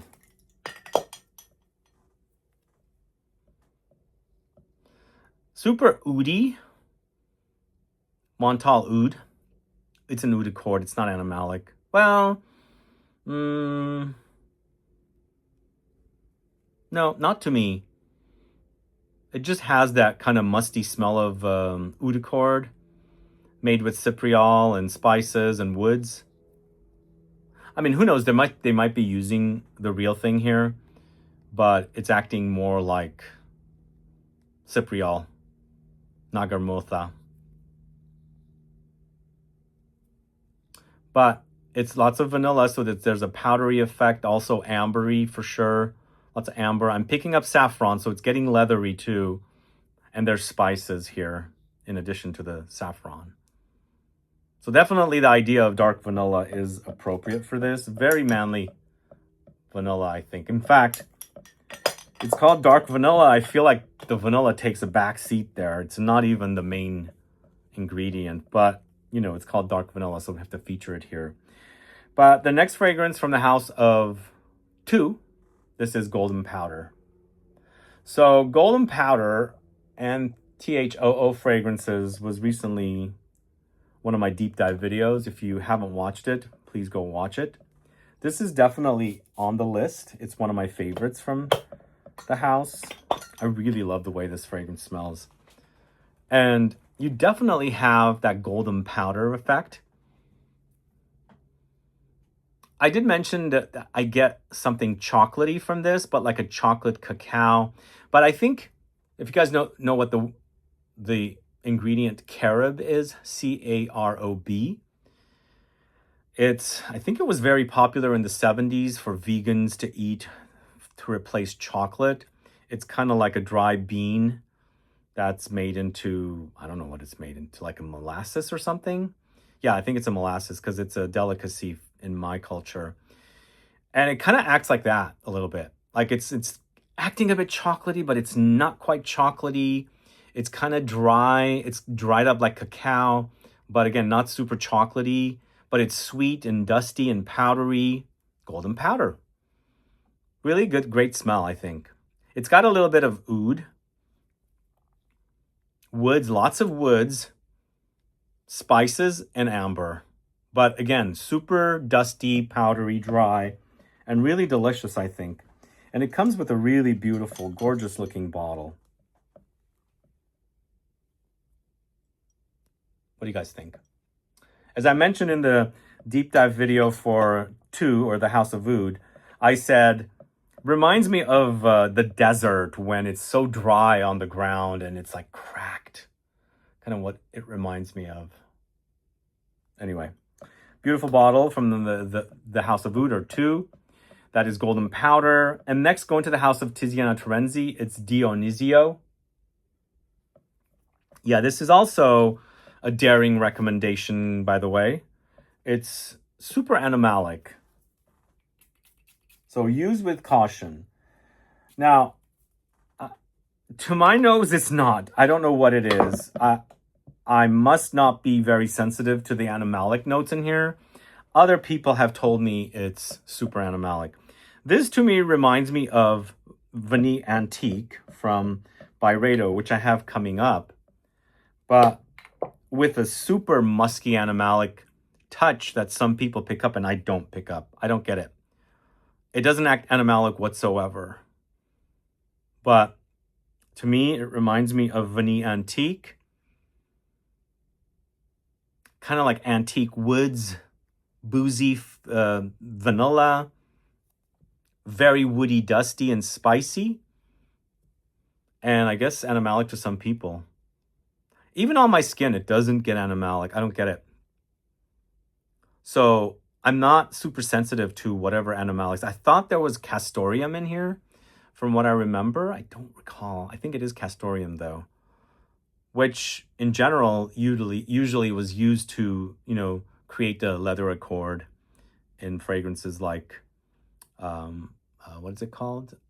Chanel's Antaeus was featuring the castoreum note. But again, this one doesn't get animalic to me at all. I actually really love that. And I like the fact that it's super long lasting because it is an extrait de parfum. As it says down there. But it does give a year, and I don't know if there's differences between the years. You can also find these fragrances super inexpensive online. And the last fragrance in this category, we've got Quinto Cantos, or Vicanto Mirabile. Sister house to Tiziana Terenzi, by the way, if you guys didn't know.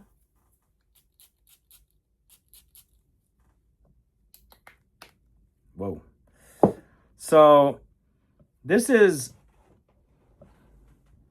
a dark resinous gourmand, if that makes sense. So I put it here because it's dark resinous and ambery, but it's got enough bright notes to brighten it up. Eventually, in the dry down, it gets super dark again, very ambery, has those resinous qualities. But it starts off pretty bright, but it's super potent. It's an extrait de parfum, very long lasting. And just like the fragrances that Terenzi creates, you know, he makes, well, all of their fragrances in all of their sister houses, including Terenzi, are extrait de parfum. So they're very, very long lasting. This one's super long lasting. And again, it's kind of like a clash of brightness with darkness. It's gourmand, but doesn't act super gourmand. It starts off that way. Oh, it's good. It's really, really great. So that's Quinto Canto, or Vicanto Mirabile. And that's the last fragrance in the dark, amber, resinous, smoky, leathery, boozy category. Let me know if you have a favorite fragrance in this category. Add a comment below. What's missing in this category? Do add a comment and let us know. And let's move on to the next category. All right, next category is woody, elegant, and architectural vanilla fragrances. The rest of the categories are not super long, so we don't have like really long categories remaining, but we do have 1, 2, 3, 4, 5 more categories that we're going to get through. And then, as I said, this is the woody, elegant, and architectural vanilla fragrances category. We're going to start off with Alexander J's Zafir Oud Vanille. Do you guys know this one? I bought this from Javoy a long time ago. I like that it's a simplistic vanilla that's creamy and very woody. And it's not a realistic oud they're using here. It's an oud accord for sure. But it has a coconutty effect because it's super creamy. But the oud comes in here with other woods like sandalwood and creates a creamy backbone. So it's kind of inexpensive, but very easily worn or easy wearable, very easy wear. Drawing a blank. It's a very easy to wear, I should say. Oud fragrance from Alexander J.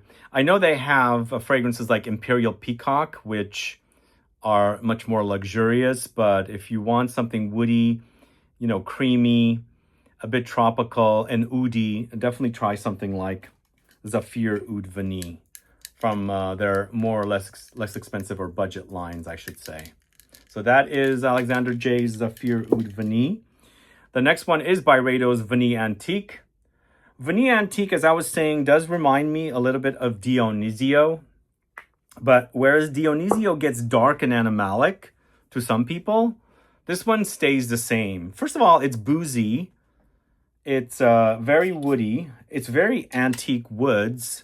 And of course, it's called Vanille Antique. So it has that kind of boozy vanilla effect with dusty antique woods. Imagine walking into a room that's full of antique furniture and it has not been dusted for a long time. So there's a dusty layer there. And you've got this overdose of vanilla that's along the side of it, and you're picking up the smell of this boozy vanilla. Perhaps you're drinking some kind of a vanillic liqueur.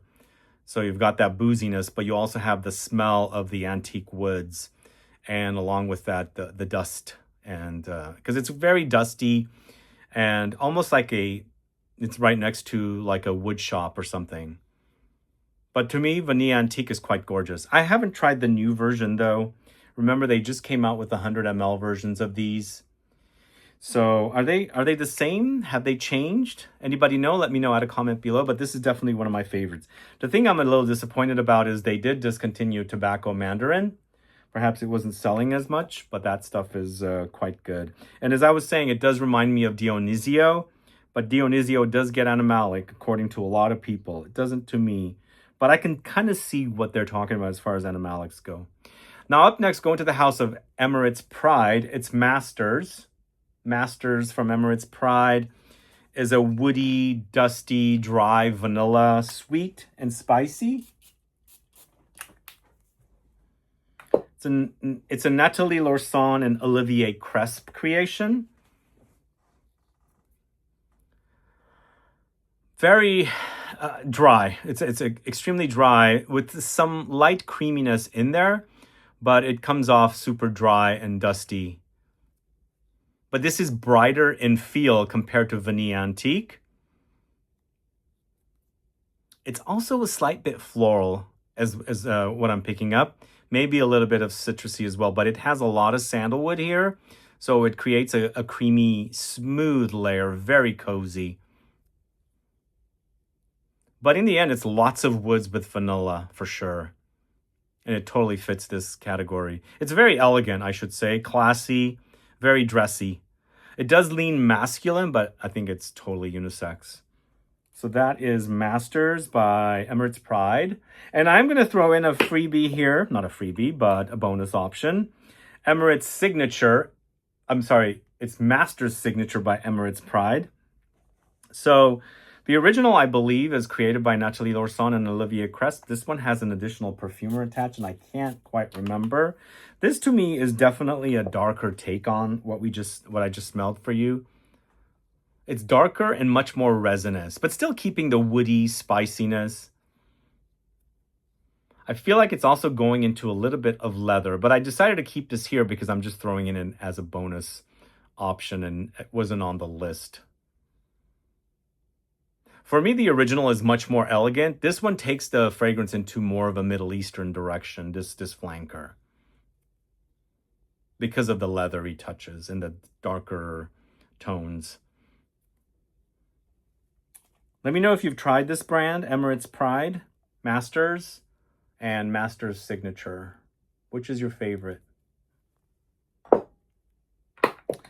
All right, next we've got Silky Woods from the House of Goldfield and Banks. Really delicious fragrance. I love this one so much. This is, along with Tales of Amber, are two of my favorites from Goldfield and Banks. What I like about this, it has oud and woods. It's super spicy, but very sticky, caramelly, butterscotchy vanilla. Yum. It's totally yum. But you can experience the thickness and the denseness of the vanilla's stickiness against the overdose of woods and spices. Are you a fan of Silky Woods? It is silky smooth, by the way. Total yum for me. What do you guys think? Silky Woods from Goldfield and Banks. Now, I don't really much care for the flanker of that. I just don't know. I don't get it. But they did make a true flanker. It just doesn't smell much like the original to me. But I know some people like it, I guess. I prefer the original. It's a delicious offering. But let's move on to the House of Jo Malone. We've got Vetiver and Golden Vanilla. Great combo. Super masculine offering for a vanilla offering or vanilla fragrance.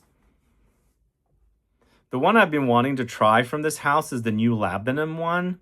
I got to go get my nose on it. But this is definitely lots of vetiver. You definitely pick up the vetiver. It really is prominent. You can smell it. But, you know, the vanilla is here. It's nicely meshed where you can still smell the vetiver. It's prominent, but you can also smell that kind of sticky, sweet vanilla.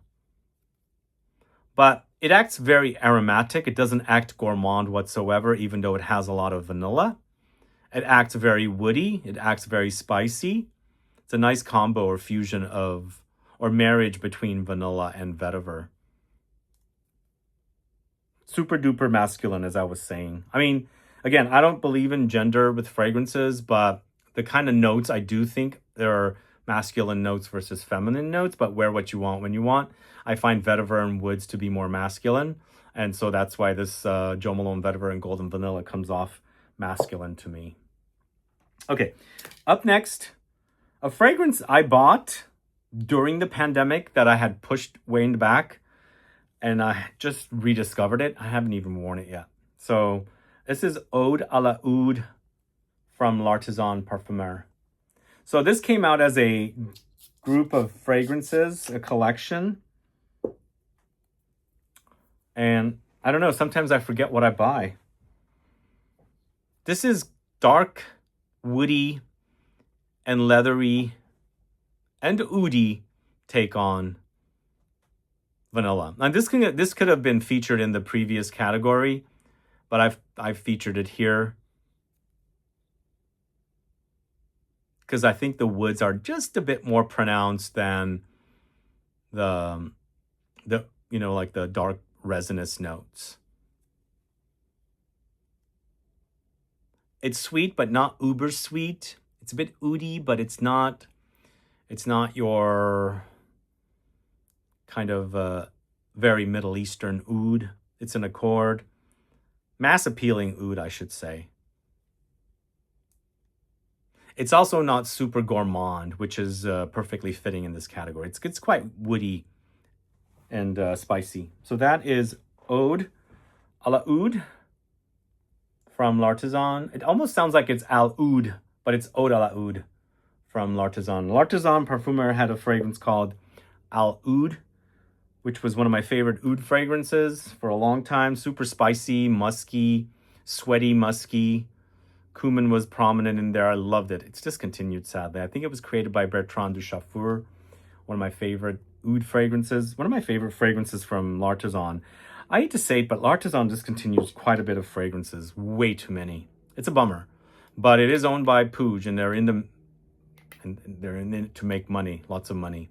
But that's the bummer with the brand. I mean, I'm looking at the L'Artisan section across from here, and it's a bummer. But the thing is, as I discovered this, I also discovered that I have a unopened box of Color Vanille, the discontinued L'Artisan fragrance. That's the salty vanilla amber.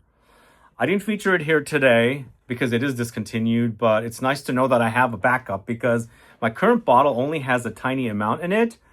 And I had bought it, I guess, but I sometimes I tuck things away and I completely forget about them. Thankfully, I have it because somebody posted recently that they were looking for a bottle and it was discontinued. It is sadly discontinued, which is a bummer because it's kind of, to me, like Juliette Hazegun's vanilla vibes, but much more amber and not as beachy, but still salty. It's such a great scent. Anyway, let's move on to the next fragrance for the woody, elegant, and architectural category of fragrances. We've got Vanille Supermassive from the house of Les Eaux Primordiales. This to me is super sexy, very spicy, and very woody. There's some musky, ambery notes in the dry down as well. But along the way, you've got aromatic, piney notes, spices, and caramel along with vanilla. But this is not gourmand. It's not sugary. It's not cakey. It's not fluffy. Very masculine take on of spicy, woody vanilla. It's quite good. Really, really great. They are supposed to launch a 100 ml bottle of this now, soon, or very soon, I think. I am waiting for the 100 ml. But, you know, this stuff smells great. If you got our kit, and I can't remember kit number 8, was it? Or 9? It featured it. Let me know what your thoughts are on that. It was featured with Piano Santal and Gianni. Those are the 3 fragrances that were in that kit. But love this stuff.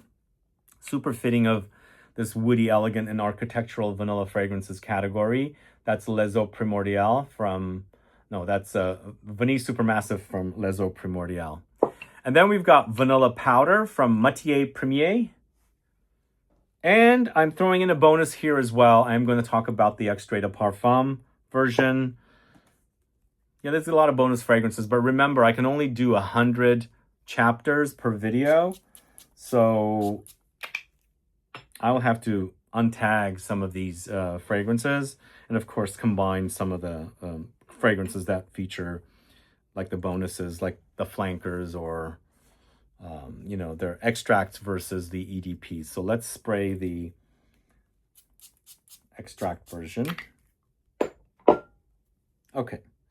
So honestly, I didn't care for this fragrance at first. It's grown on me. And once again, it's a very woody construction. There's some creamy coconutty elements in there, but it comes off dusty dry. Slightly boozy, but not quite. But I think it's super popular. A lot of people love this one. It's a great original DNA that was created. And of course, now people are emulating it. Now, the extract version takes that fragrance into a much darker territory. And as I was saying earlier, when they make an extract of an EDP or an EDT, they're going to strip away the lighter notes up top and they're going to add or intensify the base notes or, you know, heart notes first. And then, of course, a lot of the base notes. So this acts more resinous and ambery, not as bright as the original. I can't decide which I like more. I mean, I do enjoy the darker, more resinous and more potent offerings from houses. But I kind of like the brightness of the original because I like smelling what's up top. And this one doesn't act like super intense up top. Anyway, that is Vanilla Powder and Vanilla Powder Extrait de Parfum from the house of Matière Premier. And then the last fragrance in this category is Serge Lutens Amboise Vanille. So I mentioned in a video yesterday with the discounted fragrances, I highlighted L'Orpheline. Now, I went to the Serge Lutens USA website. All I saw on there was makeup. So does this mean that if they completely remove the fragrances off their USA website and, of course, no makeup, is that going to be no website for the USA? And does that mean not much offerings at the discounters, which means I'm not going to be able to, you know, feature these fragrances much because it's going to be much difficult to get it. But for now, we can get these fragrances because fragrances like Un Bois Vanille and L'Orpheline from yesterday are readily found, easily found at the discounters. And to me, this is, you know, it says it's a woody vanilla basically, and that's exactly what you get. It's not super bright and sugary and sweet. It is sweet, but not super duper gourmand, but definitely intensified with the woods and spices and slight bit amber in the dry down. But it does act, you know, resinous and woody for sure.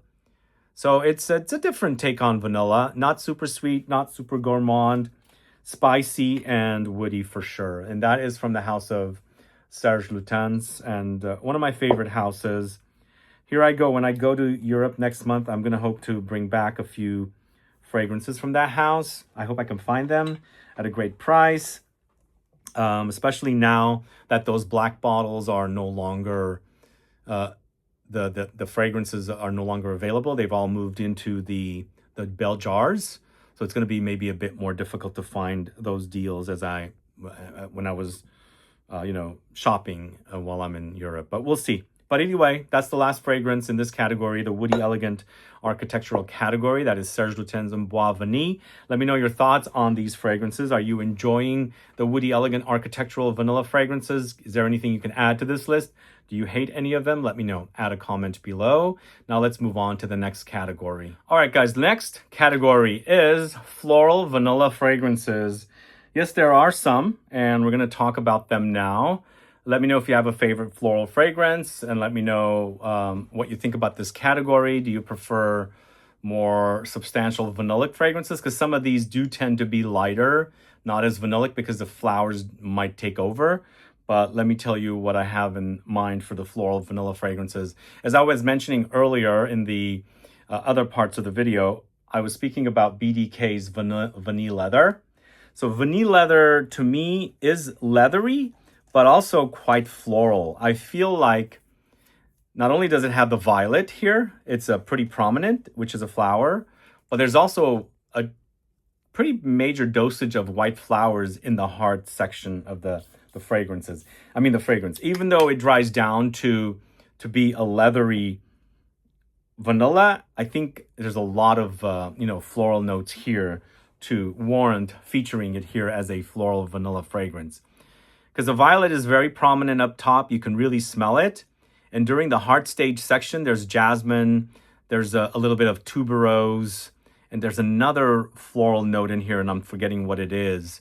So it makes for a creamy texture in the heart and gives it that floral edge. So it is swimming in a lot of flowers.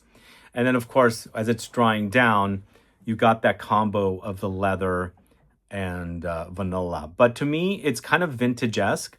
Reminds me of something like Misia or something like Quircanage from Dior. It's that kind of, you know, leathery vanilla.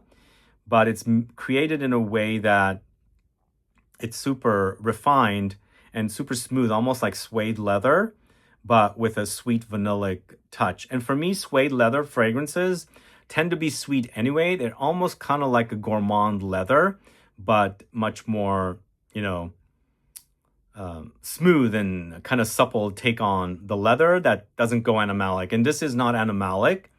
So it's definitely super awesome. I really love this fragrance. And I kind of like this DNA because I've worn many fragrances that are like this. Most importantly, a bit more animalic take on something like this would be Canise 10.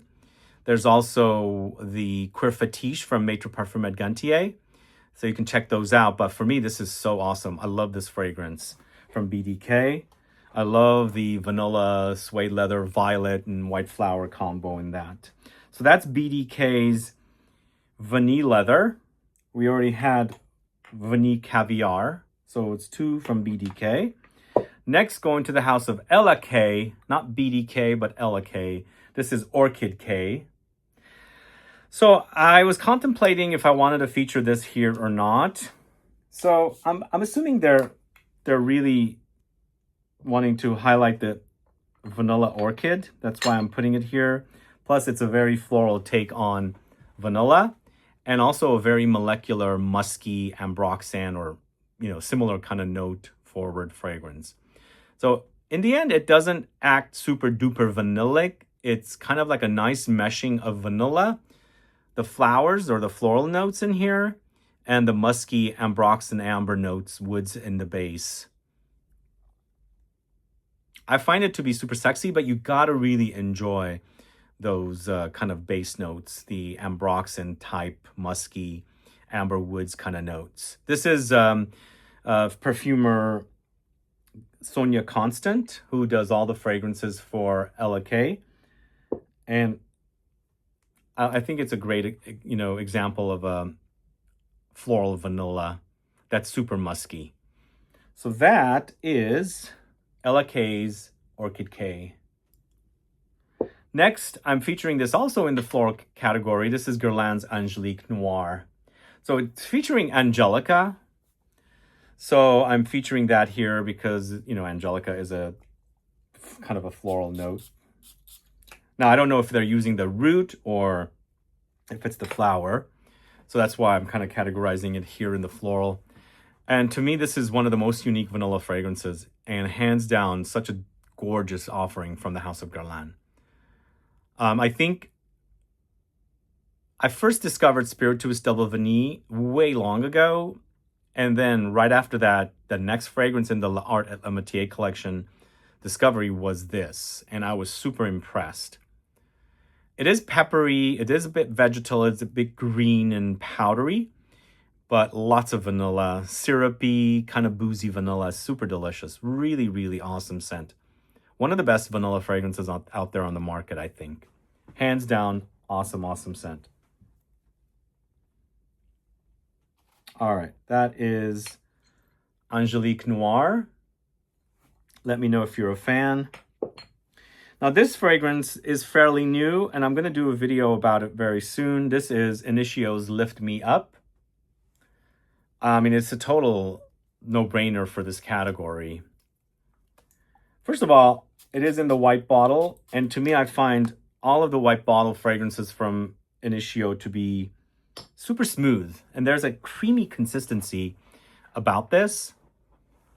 It's a lot of white flowers, a lot of vanilla, and smooth, creamy woods, giving you a little bit of a solar effect, giving you a little bit of a tropical fruity effect, or I'm sorry, tropical floral effect, I should say. But I think we're getting the creaminess from the white flowers and also the woods. And meshed with that vanilla, it tones down the vanilla qualities. And in the end, it's sweet. It's a bit bitter, but super smooth and very cozy. So awesome. Really, really cozy. It's definitely turning out to be a great offering from the house. And for me, I tend to fall in love faster with the white bottle fragrances from Initio than the darker. I don't know what it is. They come off a bit more pure and smooth and very refined. Anyway, I really love Lift Me Up. Let me know your thoughts. I think it's definitely a winner for that house. I think it was wasn't it a Neiman Marcus exclusive for a while? I think it was. Anyway, let's move on to Mancera's Velvet Vanilla. It's super duper white flowers and vanilla. Super duper, I should say. Super duper burgers. Have you guys ever eaten there? Wow, yeah. This is, to me, a tuberose vanilla bomb. And the tuberose is a bit fruity green. There's a succulent, juicy quality about it, a bit pulpy. Very fresh. It's kind of almost like honey vanilla drizzled on fruits and green notes and white flowers. The tuberose in this is almost borderline vintage to me. I'm a bit cautious about this one, but modern enough to enjoy it. As I've been explaining in my videos, I've become very sensitive to tuberose in vintage fragrances or vintage smelling tuberose fragrances. Not really enjoying them. I don't know what it is. I mean, I was a big fan of Fracas, and I don't care for it right now. But that is Velvet Vanilla. It is velvety smooth. Definitely very creamy from the House of Mancera. And I'm also featuring Ormond Jane's Vanille des Afriques Intensivo here in this list as well. It is lots of iris. So iris is a flower, and even though they're not using the flower, they're using the root. I think definitely belongs here. And then once again, it's a very unique take on vanilla overdosed with iris. There's a slight bitterness. I think there's not only iris, but I think there's some jasmine in this as well. But super white, clean, powdery, spicy vanilla. And then not gourmand whatsoever. It's super duper dry. To me, it smells like a vanillic white cloud because of the powdery touches of the orris or iris in here. I love this. It's so sexy. There's definitely a musky kind of base, and the orris and the muskiness act wonderful together. Once again, it's not your syrupy, gooey vanilla or gourmand vanilla. It's, I think vanilla is there, but, you know, the show is not run by the vanilla only. There's other people that are, you know, the stars here. Like the orris for sure. It's so good though. Really, really awesome scent from Ormond Jane. Let me know your thoughts on Ormond Jane's Vanille des Afriques Intensivo. It's become my favorite from that house. I absolutely love it. Next, we're going to the house of Swiss Arabian. Once again, it's Vanilla 01. And this is also super duper floral. Really, really floral take on vanilla. I was kind of surprised when I smelled it from Swiss Arabian. And I mean, even though you've got that syrupy thickness of the vanilla, you've got that creamy smoothness of the white flowers. It's almost acting like magnolia. I'm not getting much of a tuberose experience like I got with the Velvet Vanilla from Mancera. But for sure, it's very, very floral. It's bright. I mean, that flower brightens it up, makes it not dark and muted. And not that vanilla is always dark and muted. It can be, especially with the ones we had in the dark category. This is quite enjoyable. For sure, it's true white flowers, unlike the Ormond Jane, which is the iris or orris. And that's not necessarily the floral part of the flower that's being used. It's the root. Here you can really experience the flowers. And I kind of like this a little bit more than the Mancera. The Mancera is like overdosed with tuberose. But that's a Vanilla 01 from Swiss Arabian. And last but not least, this, well, I think this is out of order, sadly, sorry to say, but this is Paris Monte Carlo's Vanille Tahiti Extrait de Parfum. One of the best floral vanilla examples out there. This is the Extrait de Parfum version. I'm only commenting on the Extrait de Parfum. That's the only version I really wear, and I really, really love this version. So awesome. So first of all, it's a very succulent, pulpy magnolia and champaca flower here. It's quite tropical and spicy. And there's also a little bit of ylang ylang. So it's a bit tropical, like I said, yellow floral. Just imagine taking these very ripe flowers and drizzling kind of caramelly vanilla on them. Now, people say it does come off musky or animalic. I could see why. But to me, it's so delicious. It's not, it doesn't bother me. It's not as animalic as some other people think. Just like the Dionisio, it doesn't bother me at all. But for me, I could see why people would think this is a bit pissy maybe for them. But I think it's just the overripe flowers that are in here. Overripe flowers can smell a bit off. And that's what I'm smelling, overripe flowers, like these big flowers, like magnolia. In the heat, they do, when they're really ripe, you can smell a slight funk in them. I like that about this. It's so delicious. So that's Paris Monte Carlo's Vanille Tahiti Extrait.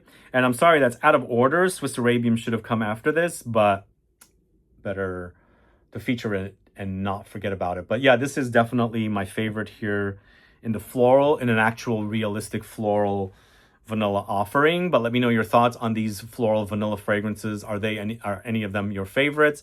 What else would you add to this category? Let me know. Do add a comment below, and let's move on to the next category. All right, now off to the spicy vanilla category. We're gonna go ahead and start off with Blender Graffy's Vanilla Mudslide.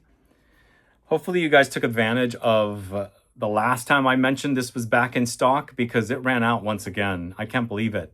And I believe they got 200 bottles sold out in like 4 hours. I don't know what it is about this fragrance it can't keep in stock, but it's so good. It's so good. One of my favorite vanilla fragrances on the market today. By the way, I didn't mention, I'm not going to do a ranking in this video because I do have a lot of ranked lists of vanilla fragrances on the channel. So I won't be doing that on this video, but maybe in the future we'll do a ranked 100 fragrances or vanilla fragrances video. But for me, Blender Graffy's Vanilla Mudslide, it's sweet, sticky, very spicy, a bit smoky, lots of resins. There's musky notes, almonds, boozy notes, and it acts a bit ashy too, but I love it. It's super, super, super duper sexy, I think. Very long lasting. We had it in a Scent Club kit. The fact that the brand couldn't keep up with the demand, our Scent Club kit sold out really fast with the fragrances of, with the kit that featured this fragrance. But let me know your thoughts. Do you have it? Do you love it? I think, like I said, it's definitely one of my favorites. I really enjoy it.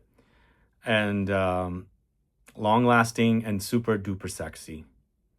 One of the best from 2024. It launched in late 2024. We featured this in the earlier part of 2025 in a kit. And those of you that have got the kit, yeah, like I said, do let me know. And were you able to get a bottle?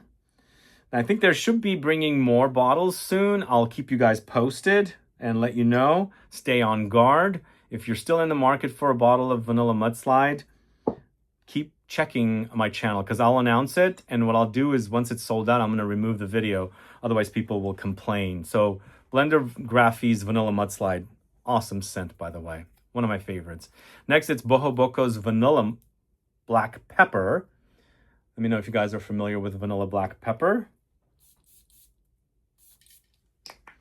Vanilla Black Pepper is basically exactly that. It's a peppery, spicy take on vanilla. It's a bit lacquered, shiny, polished, smooth, sticky vanilla, and peppery spices thrown in there as well. A little bit smoky. You might think it might act like Baby Cat. It doesn't, but I think it's kind of there, sort of there, but it doesn't have that incense smokiness and the intensity like that the Black Baby Cat has. But I think if you don't like the Baby Cat, but you like the idea of peppery spices, black pepper and vanilla together, you might check this one out. This is a bit smoother, and also the vanilla also in this, compared to the last fragrance, Blender Graffy's Vanilla Mudslide, the vanilla in this is a bit fluffier. So it acts a bit more gourmand, even though it has the black pepper note. So next, we've got a fragrance from the house of Diptyque called Eau de Well. I'm mostly highlighting the EDP, but look at this. I have a very old bottle of the EDT. Let's check both out. Eau de Well was one of my very first Diptyque fragrance loves. This is also super spicy, very, very spicy, and it has boozy touches. Peppery touches, and in the end it's not like super gourmand, but I guess it's kind of gourmand light, but more focusing on the spices and the intensity of the spices with that gooey vanilla that's in here. I wore so much of Eau de Well. I really loved it. And here, an older bottle of Eau de Well in the EDT. They don't make the size EDT bottles anymore. They're a bit smaller. Yeah, this is a pretty old, as you can see the top of the label there. The Diptyque bottles were square before, a bit more like this, like the Essential Parfums bottles. I don't know why they did them round like this, but I think that's their logo is kind of like egg shaped like that. This is definitely lighter than, the EDT is lighter than the EDP for sure. And also a bit sweeter, I think. Not as dark and resinous and spicy like the EDP.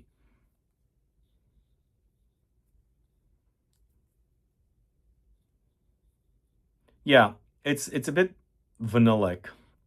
Vanilla is more in your face, and the spices are a bit more toned down here with the EDT. Which do you prefer? Eau de Well in EDT or Eau de Well in EDP? Let me know. Add a comment below. Let's move on to the House of Essential Parfums. This is Divine Vanille. Divine Vanille is yum. I actually started wearing it again recently. I wore it and I got a compliment from it. It's vanilla, fruits, spices. Not fruits, but like, it's got osmanthus. So it's got a fruity effect. There's woods and amber in the base. But it's an Olivier Pechot creation, who's done a lot of diptyque fragrances. In fact, maybe Eau de Well is Olivier Pechot, but I'm not 100% sure. Because there were a lot of fragrances created by Fabrice Pellegrin and Olivier Pechot for diptyque for a while. Olivier Pechot has sadly passed away, but he's left us some great fragrances. And a great offering from Essential Parfums is Divine Vanille. So if you guys remember, we do have these 2-for-1 bottles of Essential Parfums fragrances in our Scent Club store as well, if you're in the market for those. But I love this. It's so good. Really great fragrance. It does remind me of Herod from Parfums AMORE. So then also Divine Vanille features a little bit of tobacco in it as well. Next, going to the House of Guerlain, it's Vanille Planifolia Extra 21. So concentrated and intense take on vanilla. It's super duper spicy, but also very thick and caramelly. A little bit musky in the dry down, but for sure amber and resinous. But what I like about this one is how concentrated and thick it is. Smells fantastic. I really love the way it smells. It lasts a long time.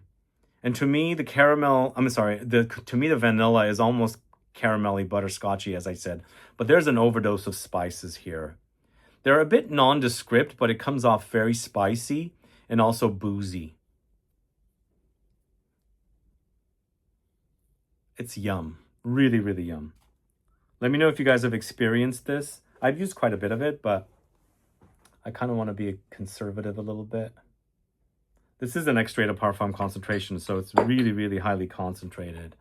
Up next, going to the House of Guerlain, it's Vanille Royale Sugared Patchouli 64. This is the last and final Guerlain fragrance. So it's another vanilla fragrance that is boozy and also comes off patchoulied, and it says sugared.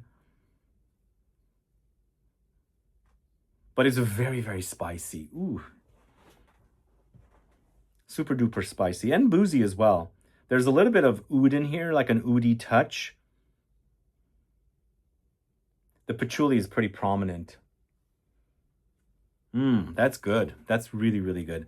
The vanilla is coming off super sticky, sugary, and caramelly. Wow. That's quite sweet. So that is Vanilla Royale Sugared Patchouli 64 from Guerlain. Next, going to the House of... Where are the other fragrances? Nichane, it's Ani. Yeah, this is definitely super spicy. Overdose of cardamom and ginger in this one. Another Cécile Zarokian creation.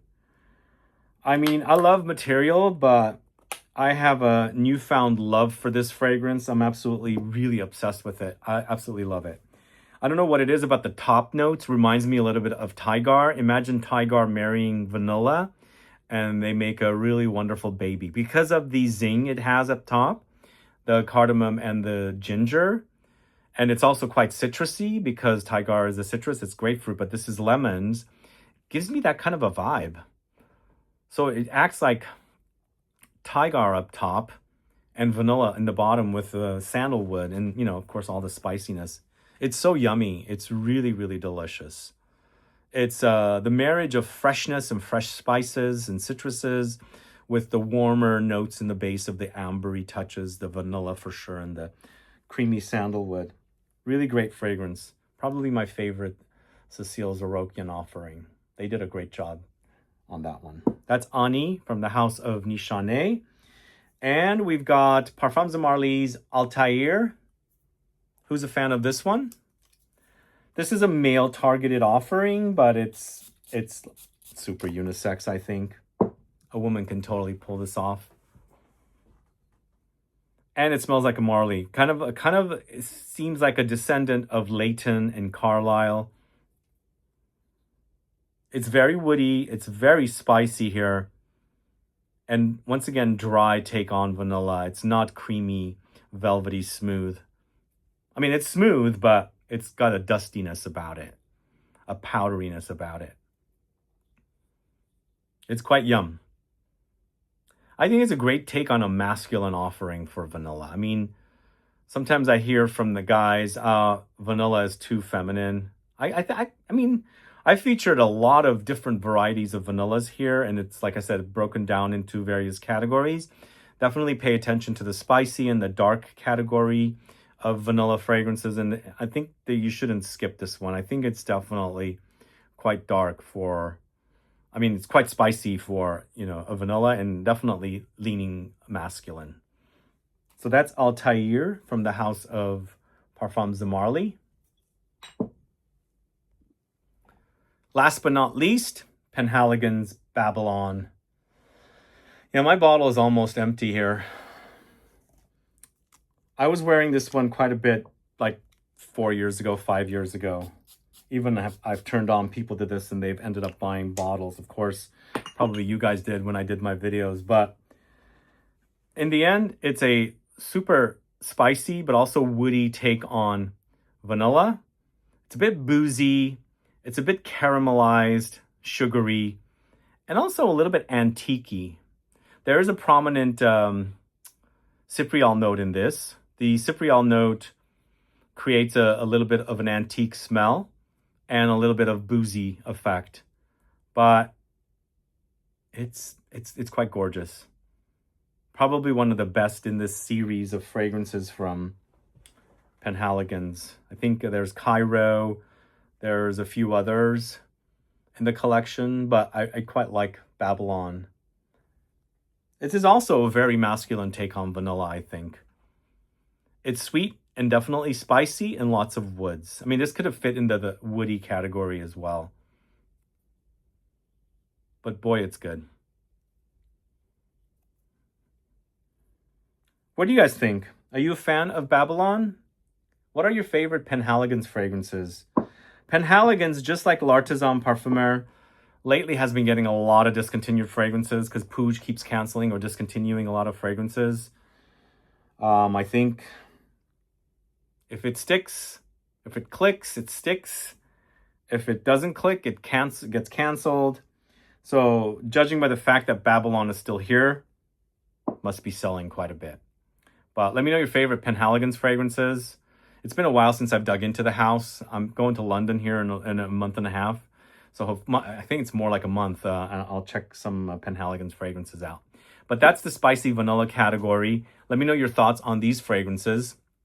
And do let me know of any additional spicy fragrances, spicy vanilla fragrances you would add to this category. What's missing, basically? Yeah, do add a comment. And let's move on to the next category. All right, guys, we've got a few more categories left, and we'll be done with the video. And just look forward to these videos making it on their own. Each category goes online sometime within the next month to 2 months. And you can find each of the categories broken down into separate individual videos. Some of you like the deep dives, the long form videos, some of you don't. So if you don't want to watch it here in the long form, you can watch it in the short form grouped videos separately. So let's get started with the next category. We've got Indian niche, artistic, and experimental vanilla category. First of which is Imaginary Authors with Memoirs of a Trespasser. So Memoirs of a Trespasser to me reminds me of a vanillic take on Patchouli from Le Labo. Texture acts just like it. It's resinous and ambery.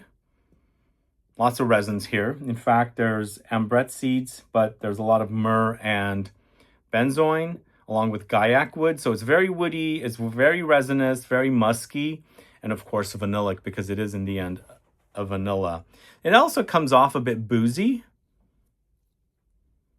but I think it's a fragrance that I've grown to enjoy more and more.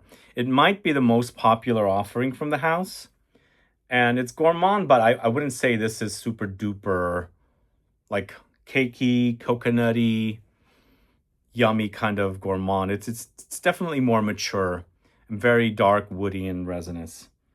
So that's Imaginary Authors, Memoirs of a Trespasser. Then we're going to the House of Laboratorio Olfativo. It's Vanagloria. Vanagloria, similar to Baby Cat, which I spoke about earlier in the designer section of the video.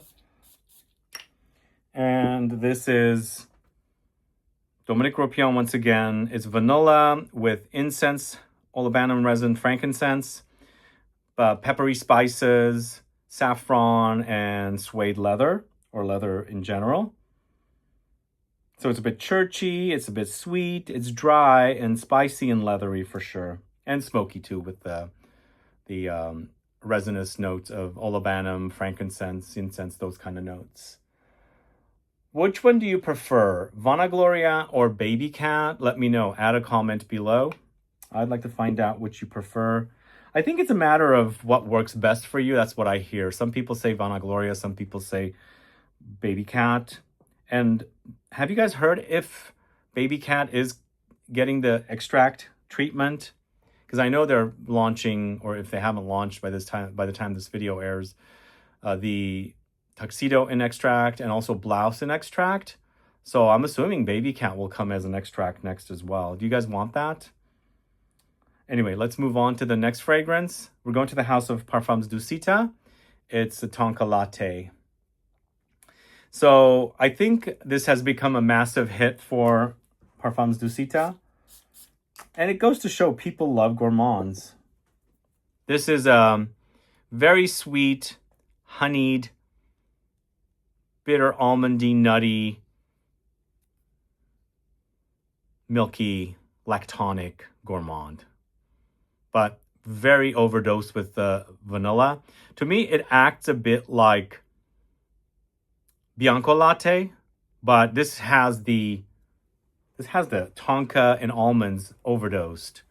So you have a little bit of tonka latte in here because it's got that milky, foamy kind of velvety smoothness, but lots of bitter almonds. This also has a honeyed touch that Bianco latte doesn't have. I would think that the two fragrances could also be layered together, Bianco latte and tonka latte.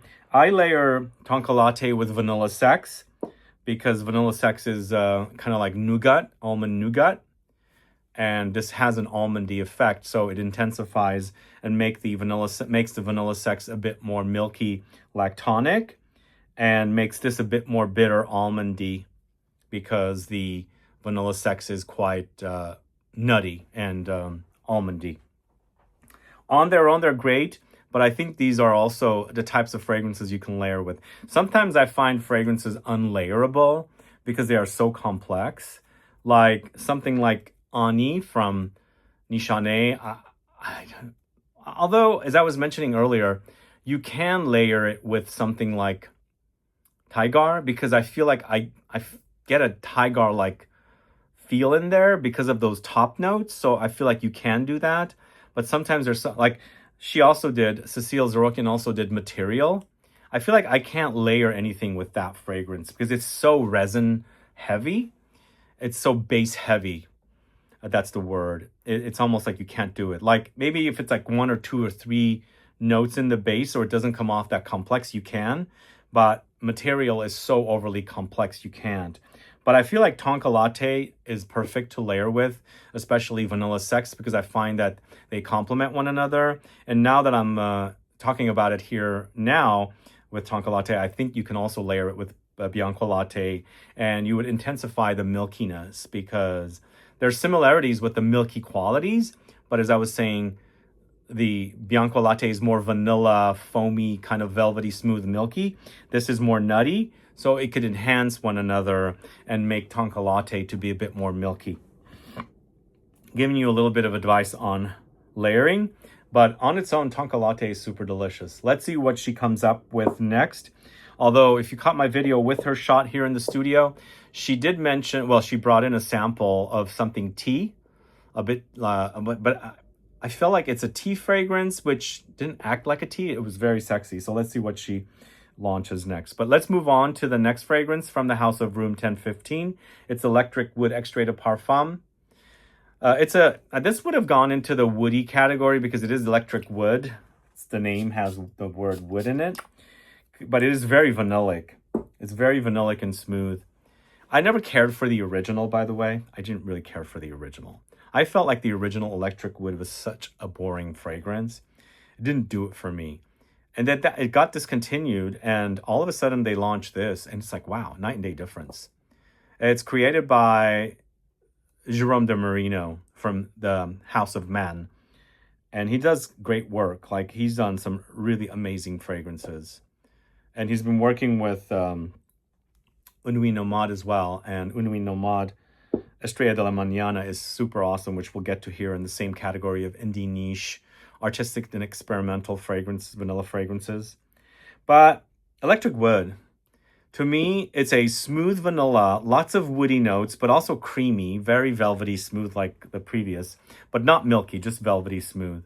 And you do have a little dusting of chocolate here, very, like, maybe more like cacao, and then also a bit of caramelly stickiness. But I mean, it's not a gourmand, but it might be considered a gourmand light. It's very vanillic though. Electric Wood Extrait de Parfum from the house of Room 1015. It's interesting, as I was saying, I didn't care for the original, and I really love the perfumers that created the original, but I didn't care for the Electric Wood original. It was just boring, I felt. This is really awesome. Okay, let's move on to the house of Sarah Baker. She has two vanilla fragrances back to back that she launched. She first launched Velvet Vendetta. Now she's launched Vava Vanilla. And as I was saying earlier, Vava Vanilla is in our latest Scent Club kit. Right there.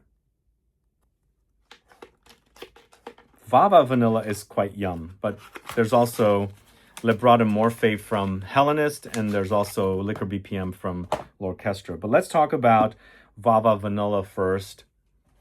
I've been wearing quite a bit of it. I'm addicted to it, and sorry about that. I love the perfumer she's used for this fragrance, Vava Vanilla. It's Margot Lepai-Goran, perfumer over at Flair. Flair is a perfume house, independent perfume house of indie female perfumers. And this is somewhat musky, a little fruity, boozy. And again, it's not your traditional vanilla that's uber gourmand, but it's, you know, it's kind of in that area, kind of teasing us a little bit, but it doesn't quite go there. But it's quite delicious, and it wears great on skin. It's long lasting. It's super sexy, the DNA that Margot Lepai-Goran uses in her fragrances. She also did Janny by Sora Dora, by the way. So she works at this firm called Flair, and you can totally tell the DNA of the perfumes that they create. So awesome. Vava Vanilla, don't forget to take advantage of the kit. We have that in the info box. And then I'm going to talk about Velvet Vendetta as well. It's the Vanilla Trilogy by Sarah Baker, but vanilla going in different directions. Let's see what the third one's going to be like. This one to me is a bit more daring, a bit more musky and adventurous. It has that kind of gunpowdery effect. It's a bit boozy once again. But this might be a bit more polarizing. It has a little bit of animalic funk, but not quite. And I think also, even though Sarah Baker hasn't ever worked with the Margot before, I think the DNA matches Sarah Baker, like totally. Like a brand has a DNA, and I pick up the Sarah Baker fragrances DNA more in Velvet Vendetta than Vava Vanilla, but also in Vava Vanilla as well. Let me know your thoughts on these two fragrances from Sarah Baker, Velvet Vendetta and Vava Vanilla. Do you like them? And again, Vava Vanilla is in our latest kit, so check that out. I have it linked here. Up next, going to the House of Soradora. Speaking of Soradora, this is Orchidée Rouge. Wow, the juice has gotten red. I never noticed the juice being that red before. Whoa. It's vanilla, so that's what happens. It gets dark. Although, it's not as dark on the strip. It's quite red here. You see that? Orchidée Rouge is created by Amélie Bourgeois, who's also at Flair, the perfume house of independent female perfumers. It's a vanilla that's a bit boozy, a bit fruity. It's a bit red. Not too much. I think there's a slight bit of fruitiness in here that's creating that red effect, but I wouldn't say this is super duper red. It's just a nice, elegant take on vanilla. Spicy, woody, a little caramelly, lightly fruity, and ambery woody in the base. It might come off a bit subdued, but it is an extrait de parfum. It's quite long lasting, but it's a bit subdued. I think it's a bit personal. It does say parfum concentration on the bottom. Not focusing again, I don't know why. But that's Orchidée Rouge from the house of Soradora. Then we've got Tower Perfumes Vanille Absolue, formerly known as Vanilla Flash. Vanilla Flash is no longer. Now we've got Vanilla Absolue. It does remind me of Vanilla Flash. Vanilla Flash I wore so much of. In fact, I still have a bottle, but my sprayer, the hose that's inside, has fallen off, so it can't spray, unfortunately. But I have this now. It's totally the Tower Perfumes DNA. It's a great evolution from Rose Flash, which the Rose Absolute is also available. I felt like Rose Flash evolved into becoming Vanilla Flash, and they have a little bit of rose in here, but they add a lot of vanilla. And it's basically the same DNA, but with a lot of vanilla, if that makes sense. But it's so super awesome. If you like that spicy, sticky, caramelly vanilla with the Tower Perfumes DNA or the Towerade, you've got to get your nose on this fragrance. It's so awesome. It reminds me of a little bit of other Tower Perfumes fragrances as well. There it goes. I use an iPhone for shooting, an iPhone, it's the latest iPhone, it's the 17. Specifically have it for videos. But sometimes I think when I click pause on the videos, so for some reason, if anybody knows, that it doesn't adjust the focus anymore, so it's a little annoying. But anyway, we're going to go on to the last fragrance, going to the house of Nuit Nomade. This is the Indie Niche Artistic Experimental Vanilla category. This is Estrella de la Mañana. Whoops. Yeah, it's on this both sides. Estrella de la Mañana was a love at first sniff. I actually got a preview it before it launched, and instantly it reminded me of leather, but because it has all these dark, kind of leathery, smoky notes. And, you know, there's the gourmand notes of vanilla in here and a little bit of cacao, and I think it gets very ambery, but there's these dark, smoky, kind of woody notes in here that makes it super duper, you know, very dark and resinous and leathery. So is it a gourmand? I wouldn't say so. I think a true gourmand lover will not like this one. To me, it also reminds me of the base of Chemin de Monde, which is a fragrance that we have in our previous Scent Club kit, 17. Chemin de Monde is basically the same base to me, the vanilla, the chocolate thing, but the smoky note has been removed and it's been covered up with almonds. And they also have the brand note that's in the Chemin de Monde. I get similarities between the two. Obviously, they're not identical because of, you know, other notes that are featured in each of the fragrances. But when you smell what's past that dark, smoky, leathery note, it reminds me a little bit of Chemin de Monde. But that's Estrella de la Mañana, part of the indie niche artistic experimental vanilla collection of fragrances.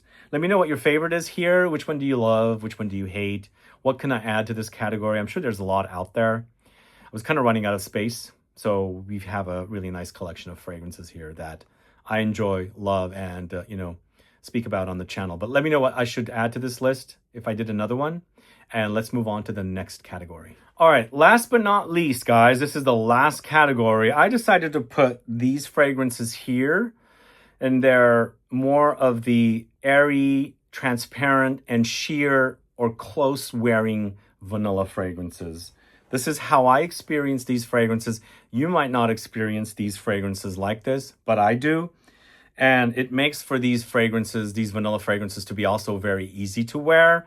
So I've categorized them here in this category. And I've got a collection of 9 fragrances. And again, these are my experiences with these fragrances. You might not experience these fragrances like that, but they wear like that on me. So we're going to start off first with Atelier des Ors Novi Vanilla. I'm sorry. Sometimes when I think of the brand being French, I think instantly that they're going to call their vanilla vanille. I don't know why I do that. For some reason I do. But in this case, it's vanilla because BDK does vanille leather, vanille caviar. But here with Atelier des Ors, it's Novi Vanilla. To me, this is powdery. It's mimosa, lots of mimosa, and it's also a bit minerally. But in comparison to their other fragrance, Lune Feline, this one wears as close to the skin. Now, it might not, it's probably more complex than something that's super duper transparent. But to me, I feel like it acts that way on my skin. And I think due to the mimosa flower and the dustiness that's in here. This does also remind me of vanilla powder, but in the end, they're not identical. They have a similar smell, but they wear completely different. Vanilla powder is overdosed and intense. Like I said, this one comes off more sheer, closer to the skin, still with good lingering power, just not a projection monster. Anyway, what do you guys experience with Novi Vanilla? It is also a little bit nutty, like there's mimosa flower in here. And mimosa always gives me a slight nuttiness, like a slight almondiness. But also that kind of lightly floral texture that's more like powder rather than like creamy white flowers and things like that. So that's how the mimosa flower acts for me. Anyway, so that's Novi Vanilla from the house of Atelier des Ors. Then we have Jovoy's Fire at Will. This one also, I always felt like I was used to Jovoy fragrances being beast mode. This one is super airy on my skin.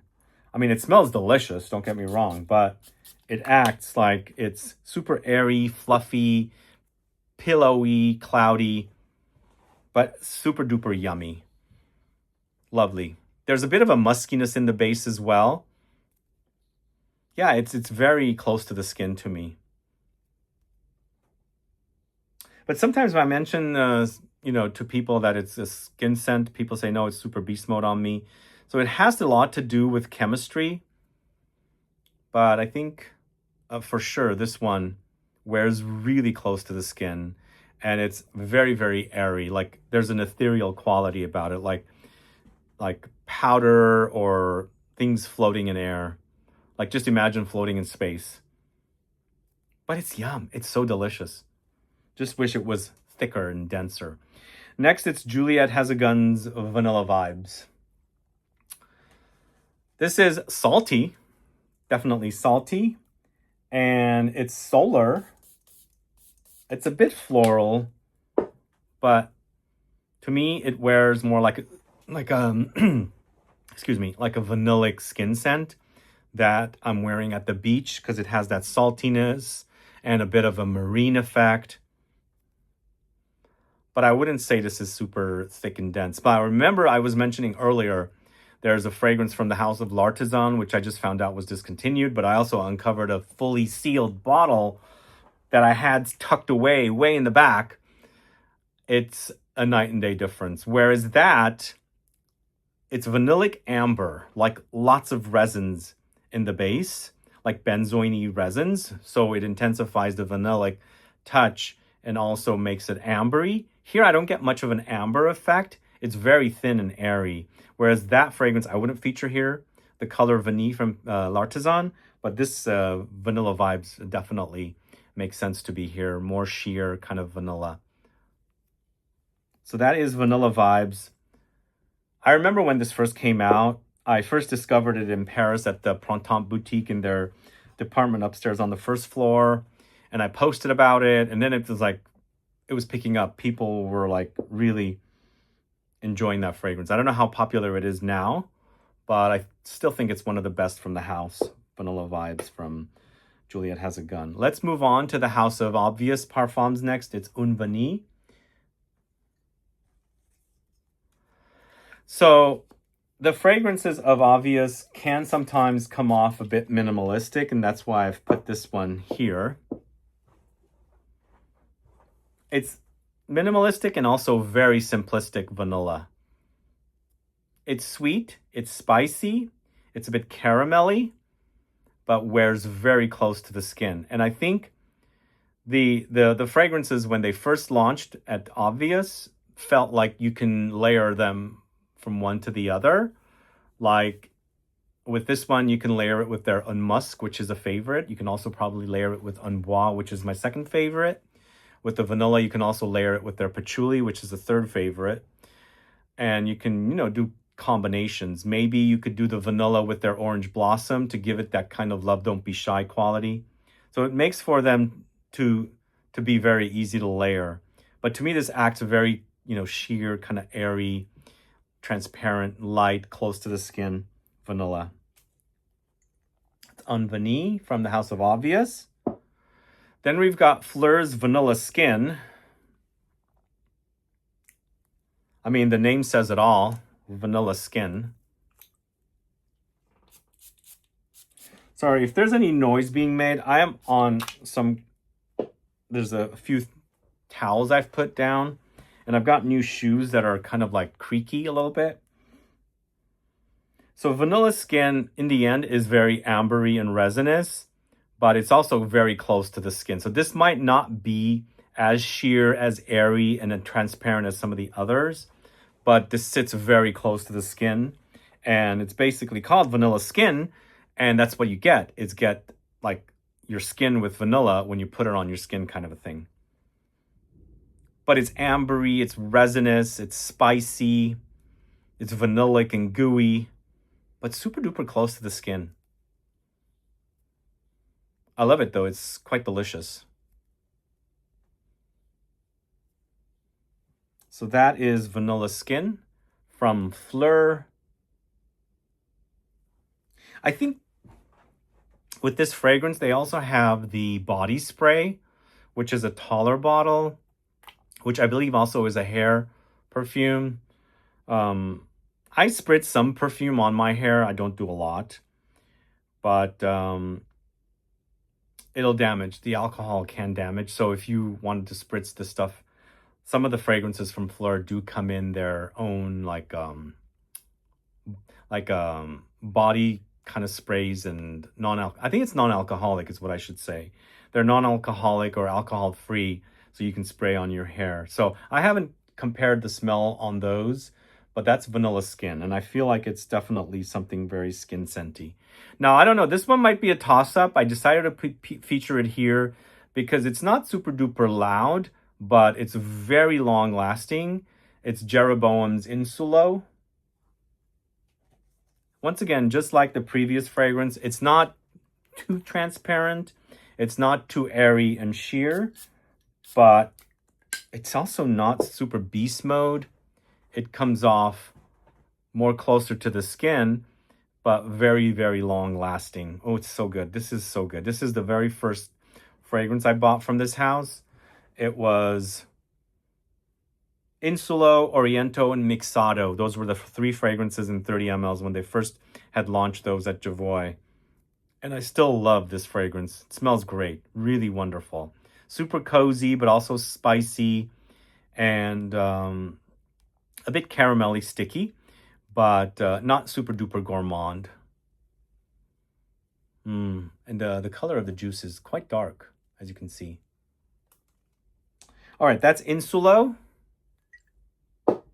And then we're going to the house of Maison Francis Kurkdjian. This is Gentle Fluidity, not silver, what am I saying? Gold. Gold is the vanilla, silver is the juniper. You can also layer those two together. I feel like the way the fragrance is composed, similar notes in both fragrances, different amounts in each of the fragrances of those same notes. This is very close to the skin, but it's also quite yummy. I almost feel like this is like kind of unfinished because you have to buy both to kind of layer. But I mean, you can wear them individually. But do you think you need to have both to feel like it's a complete fragrance, or do you like the fragrance on its own? That's why I feel like it's a bit more transparent and kind of sheer and personal, more closer to the skin. What do you guys think? It's good though. It's delicious. For me, I got samples of both right when I first, I think it was the same year same year as Vanilla Vibes, or maybe the year before, I can't remember. I did a video on this really quickly from samples, and I didn't care for the silver at all. The silver was so sharp and metallic to my skin. That thing grew on me later. I absolutely love it now. But I've never layered the two together, the gold and the silver. Let me know what you guys get when you do layer the two together. But that's Maison Francis Kurkdjian Gentle Fluidity Gold. Then we've got Perroy's Gold Fawn. Gold Fawn is the vanilla fragrance from Perroy. That's also super woody, but also sits very close to the skin to me. The woods have a bit of spice, and the vanilla has a bit of spice. But it's sticky, a bit caramelly. It's sweet and spicy. For sure, very woody. Wow, for some reason today it's acting quite potent. It doesn't project much on my skin though when I wear it. For me, it's Gold Fawn and the tangerine I like from this house, and the one with fig. I'm forgetting the name right now. Those are my 3 favorites from this house. The one with fig, what was it called?